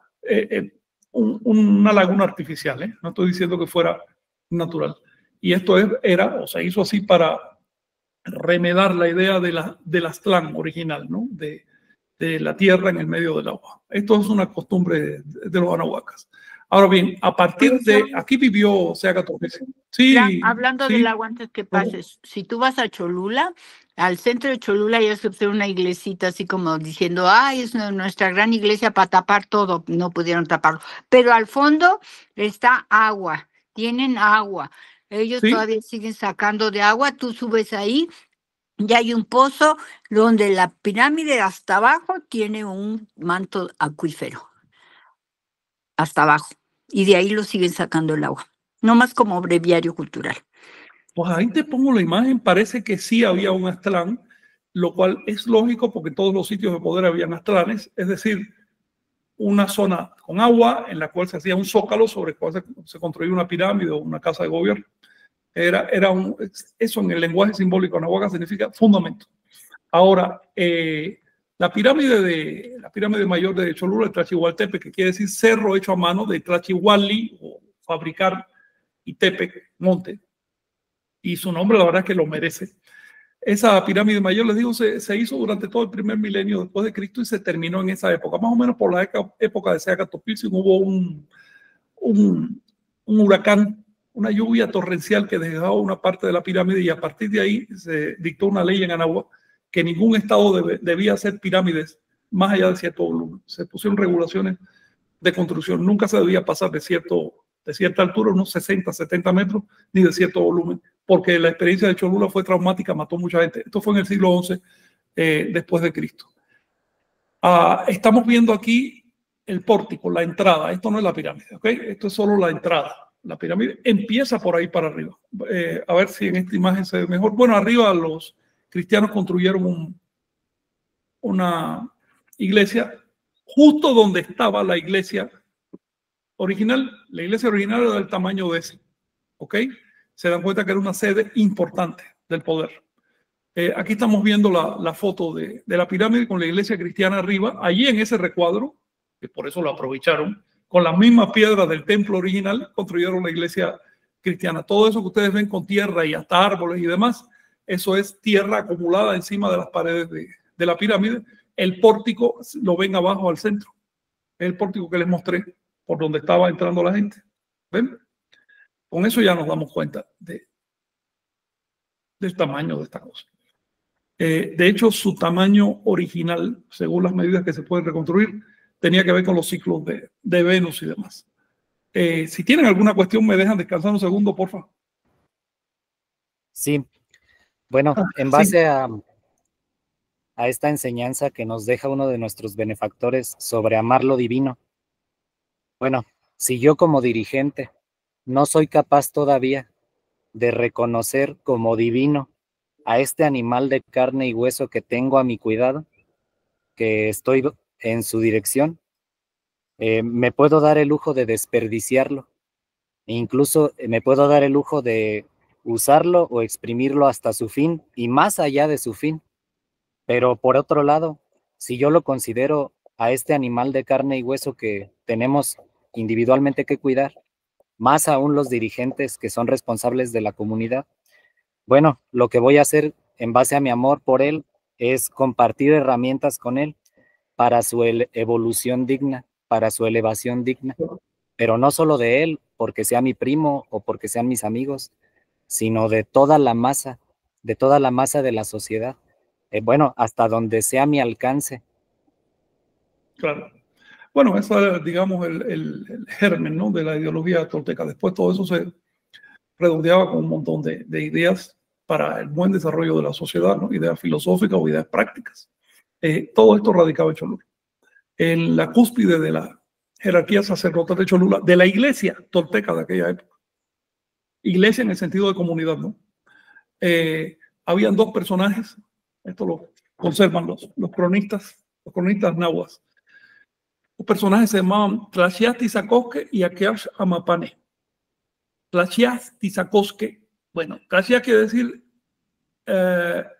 literalmente el profeta, pero también que supervisa, el que está viendo desde arriba. Tizacosque quiere decir pintado de blanco, porque este personaje se pintado de blanco. No es como el profeta que sacó que iba de negro. No, este iba de blanco porque es simplemente el representante del tonal, ¿no? Y por otro lado, el nombre del segundo personaje, Akeash Amapane. Akeash quiere decir servidor, siervo. Y Amapane, de las banderas o de los canales también se puede traducir, pero creo que tenía que ver con banderas, porque salían con banderas en procesión y demás. Ellos eran los líderes de Cholula. Cholula era una ciudad capital, es decir, capital interfederal, es decir, de las diferentes naciones. Prueba de ello es que Cortés contó en Cholula, dice él, más de 400 templos. Y unos 160,000 habitantes tenía en ese momento. Esos templos correspondían a las diversas naciones de Anáhuac. Es decir, las autoridades de Cholula les daban lotes y ahí construían sus templos para tener representación en la ciudad santuario. ¿Ven? No Oye, era Frank, una ciudad étnica. Dime, sí. yo tenía la idea de que eran para un día de cada año, que era como una construcción Es una calendárica idea cada que templo. circula, pero la verdad es que el primer conteo que hizo, creo que es Cortés el que da el número, era de dicen más de 400 templos. Hay otro cronista que insiste, eran 400 templos, lo que me parece muy bien, porque reflejaba un orden organizativo, ¿no? Ya sabes que estaba el orden de los individuos se agrupaban en veintenas, pero a su vez había un orden de 400, después un orden de 8,000 y demás, ¿no? Y digamos que cada nación de Anáhuac tenía una veintena de ciudades importantes. Si multiplicas, yo creo que toda Anáhuac estaba bastante rígida y literalmente organizado por el calendario y por la manera de contar. Luis, adelante, sí. Y si te pones a pensarlo pues ya después en la época colonial, pues cada iglesia tiene su fiesta patronal. Entonces estás hablando de que cada día del año hay una fiesta, ¿no? O sea, a ese nivel Sí, también. de Sin embargo, el número 400 es organizativo. El 365 es astronómico, pero el organizativo es 400. Y lo que dicen los primeros cronistas, los más antiguos, no hablan de 365, sino de 400. Esa es la realidad del dato, ¿no? Se lo dejo ahí. Cualquier número funciona, pero el número 400 nos dice que había no solo un sentido astronómico y calendárico detrás de esos templos, sino también un sentido de administración territorial. Ajá, sí, justo a eso me refiero. Para organizar una fiesta necesitas organizar a la gente. Claro. Para hacer peregrinaciones también, era un centro de peregrinaje, ¿no? De hecho, las construcciones, las pirámides se hacían con mano de obra voluntaria. La gente iba en procesión, ¿no? Y se comprometían, por ejemplo, a cargar tantas toneladas de material o a construir tantos tubos o cosas así, ¿no? Y de esa manera lo iban haciendo. Los santuarios no se hacían pagando a mano de obra. Eran ofrendas. Desde la época olmeca se nota este detalle. La gente iba con todo gozo porque así se sentían merecedores. Sí, adelante, por favor. El 400 es muy simbólico, ¿no? Los 400, o sea, el Zontli, o sea, es como un mucho, un bonche, unos 50 también, ¿no? A ver, de una manera muy ideal, digamos que Anáhuac era una organización de unas 20 naciones. Cada una de ellas también idealmente se distribuía en unos 20, vamos a decir, distritos, estados, provincias, lo que tú quieras. Idealmente, ¿no? Y eso a su vez se subdividía en cada ciudad, por ejemplo, tenía idealmente unos 20 calpulis, por eso Tenochtitlan tenía 20 calpulis, cada calpulis tenía 20 barrios, en Cali se llamaba, cada barrio se componía de tantas familias y cosas así, ¿no? Había un sistema vigesimal de conteo y cuando se aplicaba la administración producía eso, es lógico, tal como ahora si nosotros estudiamos la administración vamos a ver la presencia de un sistema decimal, ¿no? Pero por otro lado, eso nos explica por qué la cantidad de pobladores de una capital ideal, 160,000 personas y no más. Cuando crecían de ahí, hacían otra. ¿Ves? Tenía un sentido práctico porque si acumula mucha gente en un lugar como Anáhuac, se iban a morir de hambre. Pero también un sentido estructural y simbólico, porque 160,000, ¿qué cosa es? Aquí tienen los órdenes 1, 20, 400, 8,000, 160,000. El otro ya es 3,200,000, que corresponde más o menos al tamaño de una nación anahuaca. Fíjense que les quería decir muy brevemente que el sacerdocio de Cholula se puso en jaque cuando llegaron los cristianos. Es notable que en 1519, 18 de octubre, muy poco después de penetrar al territorio náhuatl, Cortés destruyó el sacerdocio de Cholula. Fíjense que no fue para destruir a Tlaxcala, ni a Texcoco, ni a Tenochtitlan. Fue con Cholula. ¿Por qué? Sí, y también importante notar que los hospedaron, es decir, Sí, no fue llegaron antes, nada más directamente a atacarlos, sí, sino que estaban hospedados, pero después, después cambian su sí, actitud para con ellos, sí, los toltecas, y a partir de ahí, bueno, sabemos qué reacción tomaron. sí. De hecho, ellos llegaron y fueron bien tratados y bien recibidos y demás, sobre todo por tlaxcaltecas. Y de pronto se reúnen para atacar Cholula. ¿Por qué atacaron Cholula? Primero, porque Cholula no tenía ejército. ¿Ves? Así que era fácil. Segundo, porque se habían reunido los sacerdotes en el día de Quetzalcóatl, en el día de Hécatl, y andaban con joyas. Eran cristianos, vieron oro y ya saben lo que están dispuestos a hacer por eso. Pero además, por lo siguiente, Cholula era una ciudad, la importancia de Cholula era teológica, era ideológica. A diferencia de capitales como Tlaxcala, Tenochtitlan o Texcoco, que eran las otras capitales del área, que eran políticas. A ninguna de esas capitales políticas les convenía que hubiera tanto poder en Cholula. Pero ninguna de esas capitales se atrevía a atacar Cholula para evitarse la maldición de Cholula, le llamaban así, según la cual la ciudad que atacara Cholula sería destruida un tiempo después. Entonces ninguna atacaba a Cholula. Pero cuando llegaron los españoles que quisieron echarse la bronca, bueno, todo el mundo contento.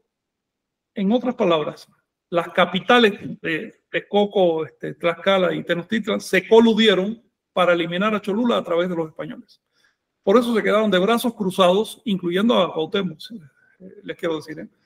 Brazos cruzados mientras los españoles masacraban 6.000, se dice por lo menos 6.000 sacerdotes toltecas en Cholula, desarmados, simplemente fue una matanza. Y no solo de eso, una vez que terminaron la faena, como premio, ¿qué hicieron? Los mexicas los hospedaron en lo mejor de Tenochtitlan, en el mero corazón de Tenochtitlan, les dieron unas casonas ahí para que residieran, les dieron comida y demás durante 1 año y pico, los hospedaron como gratitud. En otras palabras, aquí lo que ocurrió fue algo muy grave y en español se llama traición. ¿Tienen algo que decir?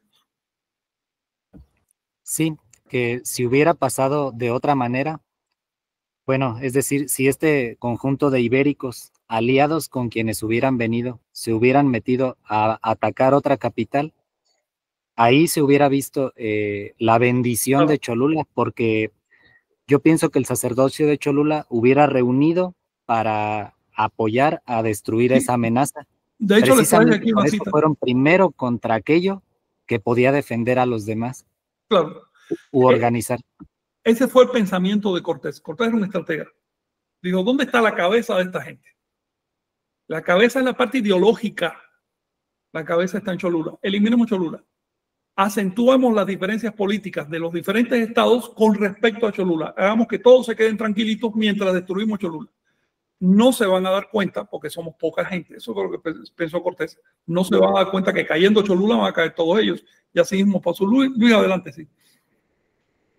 Sí, o sea, digo, podemos ver la visión pues como un gran estratega, ¿no? A Cortés y demás, hay pues muchas interpretaciones al respecto, pero también lo que había entendido es que 1 año antes de esta situación había habido un golpe de estado en Cholula por los toltecas chichimecas, en donde ellos metieron a la ecuación a los mexicas para hacer un contrapeso entre los olmecas xicalancas y Huejotzingo, porque también era la triple alianza, Huejotzingo, Cholula y Tlaxcala, era una división de poderes. A ver, la fuente dicen otra cosa.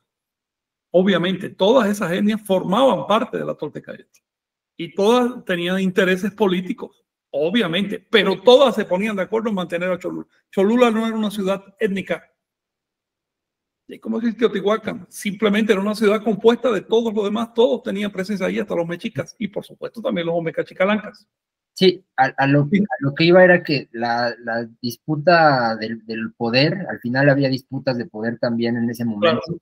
Ya estaban en un momento, o sea, los mexicas habían en 200 años llegaron a hacer lo que fueron, ¿no? O sea, en un periodo corto de tiempo, y empezaron a hacer cambios en la política. Entonces sí, aprovecharon a los españoles en ese momento, claro, a hacer un escarmiento. Bueno, también otro enfoque que se le dio también a esta masacre fue que fue una ejemplar, un castigo ejemplar, porque lo que se habían entendido también era que un día antes de la masacre, unos informantes llegaron con Cortés para decirle que pues ya les habían dado la intención de que pues ya los mataran, ¿no? Ya que A ver, vamos a estudiar eso. Vamos a estudiar eso. Eso lo dice Cortés. Ajá. Cuando llegó el día se reunieron los sacerdotes sin una sola arma. ¿Tú crees que su intención era matar a los españoles? No, pero también justo había poblados aliados, ¿no? En ese momento. O sea, quizá no hubieran podido contra ellos, porque realmente los españoles eran pocos los que... Vamos a la pregunta, ¿por qué eran 400 españoles, poquito más? Porque esos poblados aliados no impidieron la matanza. Pues porque ya tenían la orden de no... Entonces no se trataba de que Cholula fuera a matar a los sacerdotes, a los españoles ni nada. Para eso se hubieran armado, con lo que hubieran violado el pacto social anahuaca. Eran sacerdotes, andaban desarmados. No pensaban atacar a los españoles para nada, en absoluto. Ahora vas a ver por qué. Eso fue el pretexto que usó Cortés para justificar un crimen, así de sencillo. Sí. Y lo que sí había detrás era mucha pugna política, mucha tensión. Ya desde 1438 los mexicas sustituyeron a Cihuacóa de Cholula y pusieron en su lugar al primo del gobernante, se llamaba Tlacaele. Es decir, ya desde entonces, un siglo antes de los españoles, ya los mexicas querían descabezar el poder en Cholula. Pero no solo los mexicas, no queda el dato, pero estoy seguro que los tlaxcaltecas también le tenían echado el ojo y los texcocanos. Sí. Porque a nadie le conviene un poder sagrado tan grande. A ningún poder secular le conviene un poder sagrado. Por lo mismo que los chinos invadieron Lhasa, o por lo mismo que varias potencias europeas invadieron el Vaticano en su momento. ¿Ves? No les conviene ese poder hasta que se llega a un pacto. De no haber llegado los españoles, de todas maneras hubieran tirado Cholula. ¿Okay? De todas maneras hubiera pasado. Cholula estaba sobrando en la ecuación política, en el ajedrez. Sí, adelante. Sí, obviamente no niego, percibo que había una acumulación de tensión contra Cholula, una acumulación de tensión política, pero quiero volver a hacer énfasis en estas palabras de las fuentes sobre la maldición de Cholula, porque yo pienso que ese miedo general que quedó así escrito, ese miedo general tiene un metatexto y nos está diciendo que si Cholula puede llegar a ser una maldición, es porque es una amenaza en sí contra el desorden. Claro. Entonces, esa parte me parece muy importante que haya quedado, aunque haya quedado en esas pequeñas letras, la maldición de Cholula. Y por otra parte, en los anales de Tlatelolco, se describe en 1528 las capitales, los gobiernos de las alianzas mexicas, y después pasa a hablar de la historia mexica. Cuando llegaron se consideraban tolteca chichimecas, mexicas, tolteca chichimecas. Entonces, el hecho de que ahí en ese informe de 1528 no se mencione palabra alguna sobre eso, se nota claramente, al menos desde mi opinión, que se querían lavar las manos. Mira, 5 siglos antes de los españoles, ya Tula, que era entonces la metrópolis imperial de Anáhuac, por decirle de algún modo, llegaba a los 2 océanos y quería ocupar la zona maya. Pues Tula atacó Cholula. ¿Por qué? Circunstancias que aprovecharon los chichimecas, que ya eran estados para entonces, y atacaron Tula y la desaparecieron del mapa. Pero ¿por qué Tula se atrevió a atacar Cholula cuando estaba tan prohibido? Porque ya desde 5 siglos antes de los españoles y desde mucho antes, ya los poderes sacramentales concentrados en una ciudad competían con los poderes políticos. Los estados políticos quieren dominar a los ciudadanos. Entonces no les gusta un estado espiritual que no tiene una base territorial política, sino un ascendiente espiritual e ideológico que domina a los ciudadanos no con miedo, sino con amor. ¿Ves? A ningún estado occidental le gusta, por ejemplo, que la gente vaya a la iglesia católica por amor en lugar de con un cuchillo en el cuello. ¿Por qué? Porque eso significa que a la larga va a sobrevivir la iglesia católica y se acaban los estados. ¿Ves? Tarde o temprano va a ocurrir así. Entonces, es decir, Por eso la iglesia tiene 2000 años y los estados políticos cuando llegan a 300 años ya es mucho. Quiebran. En otras palabras, ese mismo fenómeno se daba en el Viejo Mundo y se daba en América. La diferencia es que en América no había un factor como la penetración española que permitiera desencadenar consecuencias absolutas. Con la matanza de los sacerdotes de Cholula se descabezó la Toltecaida. Se acabó la fase histórica de la Toltecaida. Así de simple. Ya no hubo sacerdotes que enviar a los diferentes pueblos. Quería mencionarles por último este detalle. Se dice que los anahuacas confundieron a los españoles con enviados de Quetzalcóatl, pero la verdad fue muy diferente. La historia, les voy a leer aquí lo que dice Istrizóchitl. Cuando supieron que llegaban los cristianos, estamos hablando de inicio de 1519, corroboraron la profecía de sus antepasados, que esta tierra sería poseída por los orientales.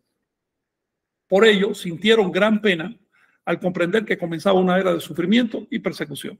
Así que descartemos esa idea ingenua de que confundieron a Cortés y a los españoles con Quetzalcóatl. No fue así. Estaban conscientes de que iba a empezar un momento duro. ¿Por qué? Porque ellos concebían la tierra como una esfera y cuando te vas a un lado o al otro llegas a las antípodas. Por eso es que los libros de Chilam Balam le llaman a los españoles los moradores del inframundo o los mixtecas, es decir, los del infierno, por decirlo de algún modo. El libro de Chilam Balam dice, 3 años antes que llegaran los españoles entró la palabra de Dios a los profetas mayas, ¿no? Y les dijo, ya está llegando el diablo a combatiros. Mitlantecutli quiere decir, ellos le llaman maya 7 muertes. Angustiosa será la venida de los extranjeros, pues impondrán el gobierno del diablo de 7 muertes. Verificaron los sacerdotes la carga del catún y comprendieron el fin de la vida buena y el crecimiento de la miseria que vendría sobre las hijas y los hijos del Istán. Es decir, son los mayas. En otras palabras, había plena conciencia de que esa invasión europea era de carácter negativo. ¿Hasta qué punto estaba desligada esa invasión de la creencia en Quetzalcóatl? Bueno, aquí lo vemos en esta cita de Muñoz Camargo, que ustedes conocen, en Historia de Tlaxcala. Dice, tenían tanta confianza en su ídolo Quetzalcóatl que entendieron que acabaría a los cristianos con fuego del cielo. Y así lo publicaron a voces. Dejad que estos advenedizos extranjeros lleguen aquí, es lo que dice el texto original. Porque nuestro Dios Quetzalcóatl está con nosotros, que de improviso los ha de acabar. Gocemos de sus engaños, que muy presto veréis el castigo que hace nuestro Dios. Así hacían los pregoneros del templo de Quetzalcóatl y así lo publicaron. En el texto náhuatl original, esto ya está en español, en el original se percibe, es decir, no se conserva, pero se percibe que esto es copia de un discurso en náhuatl, obviamente, dicho por los voceros o representantes de la iglesia tolteca, de la creencia tolteca en Cholula. La posición de ellos era, estos son advenedizos extranjeros, dejen que lleguen hasta el centro de acá porque Quetzalcóatl es más poderoso y los va a destruir. Quetzalcóatl le falló en ese momento y resultaron destruidos. Es la gran lección de la historia, no esperar por seres sobrenaturales, sino hacer lo que hay que hacer, ¿no? ¿Comentarios, compañeros? Sí, yo uno, de hace rato se me quedó en el tintero, pero viene a colación, el uso de la rueda, ¿no? Aparte de los animales de tiro, la rueda, ¿no? También se habla de que eran de la época muy arcaicos y no conocieron la rueda, ¿no? Pero más bien la rueda se ocupaba para otros fines, ¿no? Para juegos y otro tipo de aspectos. No se insertaba dentro de este desarrollo. Bueno, se ocupaba también para trasladar piedras y palos y eso, ¿eh? Pero con tracción humana, ese era el problema. Exacto. Y bueno, eso por un lado. Y por otro lado, ahorita que se mencionaban estos actores en disputa y un tercero, pues lo veo, por ejemplo, en la situación que está ocurriendo en Tierra Santa, ¿no? Ahí en Palestina, Israel y Estados Unidos, ¿no? Siendo el referente militar en esa disputa, pero al final lo que se está disputando, pues es una tierra, es un lugar sagrado, ¿no? Entre musulmanes y cristianos y vamos, hay un contexto ahí que lo que mencionabas, ¿no? Que siempre para los políticos el poder religioso, el poder sagrado, divino, va a ser un obstáculo. Entonces lo vemos tal cual, no cambia mucho la situación, ¿no? Podemos verlo, analizar la historia y sacar reflexiones y otras lecturas para los eventos que están pasando, ¿no? Porque hoy en día se vuelve muy maniquea la lectura de los conflictos, Y pues sí, o sea, si no estás con Palestina, estás totalmente irracional porque es un genocidio y cuestiones Sí, así. es lo que quieren meterte en la cabeza. Y la mayoría de la gente muerde eso, es la Sí, realidad. es muy fácil morderlo. Te pintan una historia falsa y un conflicto falso es la mejor manera de que no veas el real. Exactamente. Pero bueno, para las personas que a lo mejor tienen una visión de que nos estamos quedando con la historia y con algo que ya pasó y que se supere, pues no, la historia está ahí para aprenderla y para poder interpretar los sucesos actuales y darnos cuenta que mismos perros, diferentes collares, ¿no? O sea, hay un matiz humano que a todos nos envuelve, que a todos nos debe unificar en algún punto, y pues más bien sacamos las lecciones de la historia porque eso nos hace crecer, nos hace evolucionar, y es lo que la toltequidad se basa en eso, ¿no? También en la evolución, ¿no? Sí. Si te fijas, Omey, si algún sentido tiene este movimiento, es ese, el de revalidar la historia para aprender. Con eso ya justificaríamos lo que estamos haciendo, nada más con el sentido histórico, sin hablar de las prácticas nahuálicas y de otros temas, ¿no? Cuestiones morales y eso. Pero nomás con revalidar la historia estamos como naciendo de nuevo, porque es increíble que el ser humano en el siglo XXI no conozca la historia. Además, hay instituciones creadas para destruir la historia. Sí. Para decirte que no pasó lo que pasó y que pasó lo que no pasó. Sí. Y hoy en día también yo vería como otro actor políticos, religiosos y las empresas, ¿no? Hoy en día hay empresas, pues sí, empresas que tienen más peso que los estados, ¿no? Entonces yo vería a estos empresarios pues como parte también de los profetas de esta secta judio-cristiana que se llama capitalismo y que son los que están imponiendo su moral y su ética a nivel global. Y van a seguir. Y van a seguir, claro, y tienen mucho poder porque es el poder económico, el político, pero sí, compran políticos, ¿no? De eso se trata también. ¿Mónica quiere decir algo? El Watchtower, algo así dijo, por ejemplo. La Watchtower y otras empresas internacionales, ¿no? Hay una mexicana muy sonada últimamente porque apresaron a su líder. Pero es que es lo que son. Son empresas capitalistas que aprovechan la credulidad de la gente para hablarles de un ser sobrenatural que me dice que haga esto y haga lo otro. Aquí tenemos al profeta del ser sobrenatural y sacarle dinero a la gente. Eso es simplemente sacar dinero sin pagar impuestos. Pero por otro lado, también hay que tener en cuenta que hay capitalismo, vamos a decir, sano, que es el que nos permite comunicarnos por acá. Si tú pagas internet, por supuesto, tú estás pagando el capitalismo, en lo que tiene de facilitador de cosas. Hay que tener en cuenta que el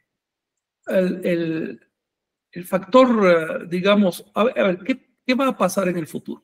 ¿Cuál es nuestra posición frente al futuro? ¿Qué tenemos realmente que aportar? Tenemos que aportar primeramente nuestro conocimiento de la historia, porque eso nos permite empatar causa y efecto. El factor que permitió el crecimiento de Anagua fue respeto a la inversión individual, a la tenencia individual. Si los estados hubieran dicho, ¿sabes qué? Esto ya no es tuyo, ahora esto es mío y de mi familia, porque hay que socializarlo y yo soy el socializador. Nunca habría surgido la clase posteca, nunca los olmecas se hubieran lanzado sobre el territorio, no hubieran surgido las demás culturas, no estuviéramos hablando de la civilización anahuaca. Así que ese es un valor y ese valor hay que defenderlo. El problema es cuando ese valor se usa para afectar a los demás, para depredar.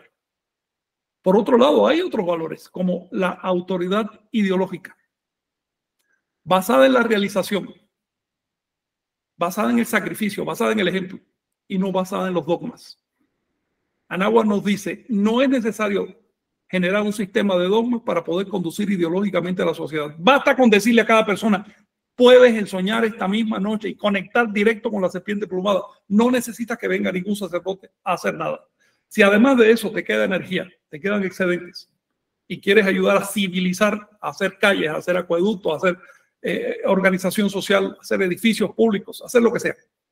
Bueno, vamos a organizarnos. Si no quieres vivir ahí, mira, puedes salir de la frontera y vivir en otro lado y hacerte chichimeca, porque no había una cortina de hierro que impidiera que los ciudadanos se fueran.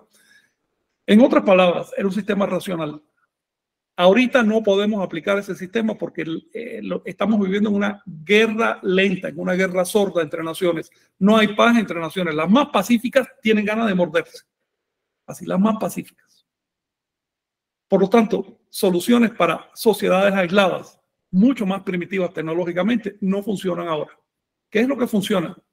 El conocimiento de las causas y efectos, el conocimiento de la historia y algunas herramientas que podemos aplicar ahora con beneficios, como por ejemplo la armonización de los símbolos e instituciones. ¿Por qué vas a tener 40 sistemas de medida y de peso en la Tierra? Hombre, ponte de acuerdo y haz uno. ¿Por qué vas a tener 40 religiones? Vamos a ponernos de acuerdo. ¿A qué le llamamos verdad? Si verdad es el efecto de la demostración o el efecto de la inspiración, okay, pero pongámonos de acuerdo. ¿Ves? Mónica, ¿tú querías hablar? Sí, nada más puntualizar el primer punto que dijiste, porque el tema de la propiedad parece que es algo político o ideológico, pero la verdad es que ese tema tiene una implicación en nuestra salud mental y hasta en nuestra supervivencia, porque cuando te quitan cualquier propiedad, imaginémonos un esclavo, antiguo o moderno, está en peligro tu vida. Claro. Tú puedes tener la certeza de que vas a morir. Entonces, el eliminar la propiedad es algo muy peligroso a nivel social. Entonces, no hay que dejarnos llevar por ciertas justificaciones para dar ese paso tan terrible. Mira, si un mono se trepa a un árbol, a una mata, y baja un plátano, es su propiedad. Y si tú se lo quieres quitar, el mono se va a molestar. Eso no es política, eso es evolución natural. Hasta ahí no hay problemas. Y crear un sistema que respete eso, excelente, se llama post-Tecayot. Y funciona. Ya convertir eso en motivo de pugnas ideológicas para imponer una clase social sobre otra, porque eso es lo que hay en el fondo. No se trata nunca de favorecer a los pobres, se trata de imponer una clase sobre otra. Bueno, ya esas son degeneraciones del sistema occidental de vida. Una de las cosas que podemos aprender de Anagua es no darle poder a los partidos ideológicos y tampoco a los gobiernos. Recuerden que en Anagua hasta el ejército era puesto por el Calpulli, no por el gobierno. Las leyes eran hechas por el Calpulli, no por el gobierno. En otro momento quisiera hablarles del sistema de educación y cómo resolvieron el problema de enviar a los niños a la escuela sin necesidad y sin permitir además que el Estado se metiera en ese asunto. Porque ya sabes que el que educa a los niños termina poniendo su punto de vista, ¿no? Y de ahí el peligro de la propaganda actual, porque bueno, la toltequidad se está volviendo tan relevante y tan importante a nivel mundial que incluso empresas que se dedican a propaganda audiovisual masiva, que hacen películas sobre superhéroes, ese tipo de cosas, bueno, no estudian ni les interesa y solamente hacen trabajos que evidencian folclore, no conocimiento, pero para más o menos matizarlo, ponen por ahí unas tracitas de cultura. Bueno, por ejemplo, en una de estas películas recientes de las que se está hablando, el personaje en uno de sus ataques grita, Ashkan Teman, Kewat, Tehuatl, Nehuatl. Y bueno, sabemos que es una frase de Francisco Tenamastle, pero ¿cómo se atreven a folclorizar así una historia de personas vivas? O sea, ¿y cómo nosotros no nos quejamos de eso? Mira, no sé, perdón que ponga ese. Están usando cosas para vender mercancía, esa es la realidad. Falta por nosotros, somos nosotros los que tenemos que organizarnos. Que un perro muerda, bueno, es normal, nació para eso. Pero nosotros tenemos que organizarnos, tenemos que impulsar nuestro punto de vista como humildad, porque finalmente es nuestro punto de vista, no es un dictado divino, ¿ok? Pero sí es lo que tiene de valioso. Tenemos que aprender también de estas grandes empresas a hacer la difusión y demás.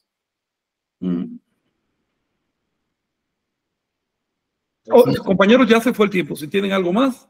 Sí, pues hay algunos comentarios breves, realmente. Hay una pregunta de Estrellita Marinera que pregunta, ¿Teotihuacán era una ciudad utopía? No, era una ciudad embajada. Por lo tanto, trataba de ser un modelo y por lo tanto recibía muchos recursos que permitieron ese esplendor. La ciudad estaba pintada completamente con murales. Era una cosa espléndida. Estamos viendo solo la obra negra. Y aún así nos impresiona. Pero eso no significa que fuera una utopía en su forma de vida. No obstante, no se da un caso de revueltas populares masivas, un pueblo oprimido ni nada. La creatividad de Teotihuacán demuestra que la gente estaba contenta, tenía ganas de crear. Vaya, no es como las sociedades actuales donde la mayoría de la población está disgustada. No, no es así. Por eso hicieron tanta cultura de tan buena calidad y por eso todavía estamos hablando de ellos. Pero, a ver, Anáhuac no necesitaba desarrollar utopías. Tú desarrollas utopías cuando estás en un estado de desespero. Y si Anáhuac sobrevivió durante milenios es porque no llegó a un estado de desespero. Claro. Y bueno, otra pregunta de Adriana Feldenkrais. Bueno, es un comentario o pregunta. En la mayoría de las civilizaciones, en sus lugares sagrados, iglesias, una forma de orar, de rezo, era danzando o ejecutando ciertos movimientos sagrados. No habría motivo para negar la presencia de sacerdotes danzantes en Cholula, por lo que me interesa investigar acerca de las danzas Masehualistli. Sí, Masehualistli la danza. En la Gran Cholula se reunieron danzantes de diferentes lugares. En esa terrible matanza se eliminaron sacerdotes danzantes. Otros escondieron y otros sustituyeron algunos de sus símbolos por símbolos cristianos como estrategia de sobrevivencia religiosa. De hecho, los sacerdotes practicaban un tipo de danza que ya no existe. Se llamaba Nahua, que quiere decir fluir.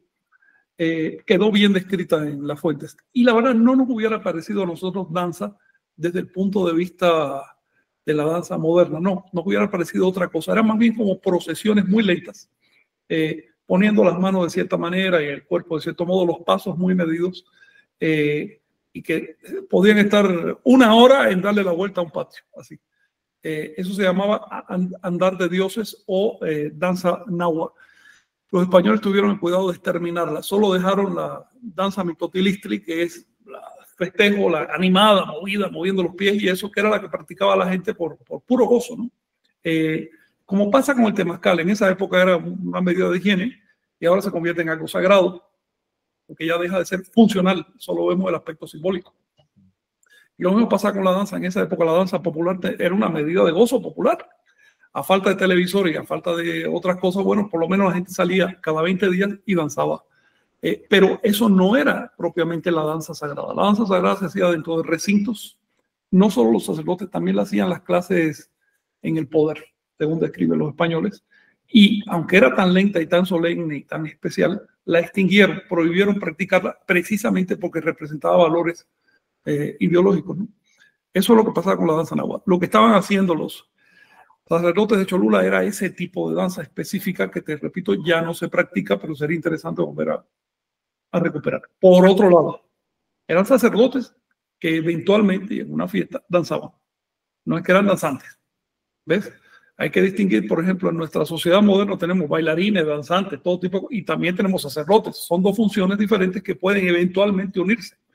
Cuando los sacerdotes del culto católico hacen ciertas genuflexiones, se tiran en el suelo, se levantan, todo ese tipo de cosas.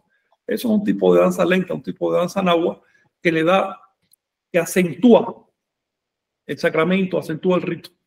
Pero eso no quiere decir que los sacerdotes sean bailarines de profesión, ¿no? En una sociedad hay de todo. Hay gente que se quiere dedicar a leer libros, a escribir, a dibujar, otros a danzar. Sí, adelante. Bien. Y pues ya son los comentarios de solidaridad social ante las catástrofes naturales, como las inundaciones, las sequías, las hambrunas, etcétera. Lo dice Estrellita Marinera. Y pues saludos para Darío Villarreal, Leti Beltrán, Ruth Rodríguez, Cácar, Carlos Aguilar, Carlos Castillo y Teresita Gutiérrez. Al principio no se escuchaba el audio, pero ya después se pudo escuchar y se recuperó. Quiero comentar algo de la danza, que tengo entendido que también, o sea, danza es movimiento, el término, tal como dice Frank. Antes hablaban de la danza de las estrellas, o sea, esos movimientos son los que incluso hacían los seres humanos en honor a los movimientos cósmicos, pero no era ir danzar a bailar, pues, sino es como... No, era diferente. Era diferente, claro. Sí. Te voy a decir, la gente en su casa y en su patio, con la comunidad, tenían bailes de todo tipo, incluyendo bailes apretados, bastante eróticos, que eso los españoles los describieron y después los suprimieron violentamente, porque les parecía muy inmoral. Es decir, había de todo, era una sociedad con todo tipo de cosas. No imaginemos a Anáhuac a través de la óptica moderna folclórica, ¿no? La óptica folclórica te lo reduce todo a un esquema. No era así, era una sociedad funcional, con todo tipo de cosas. Por otro lado, también tengamos en cuenta algo. Todos los pueblos danzan, sean o no civilizaciones. Lo que no hacen todos los pueblos es construir una civilización. Anáhuac no se identifica por sus danzas, porque eso hasta los esquimales, los australianos tienen danzas y no son civilizaciones. Anáhuac se identifica por su literatura, por su urbanización, por sus reglas morales, por sus reglas de conocimiento, por sus hallazgos científicos. Así que sin descuidar lo más básico, pero tenemos que atender a lo identificativo, a lo que le da sentido de ser Anáhuac. Por eso es que surge este movimiento. Sí, y ya que lo mencionas, comentar que donde hay responsabilidad y donde hay organización, la utopía tal como la conocemos de existir tendría otro fin.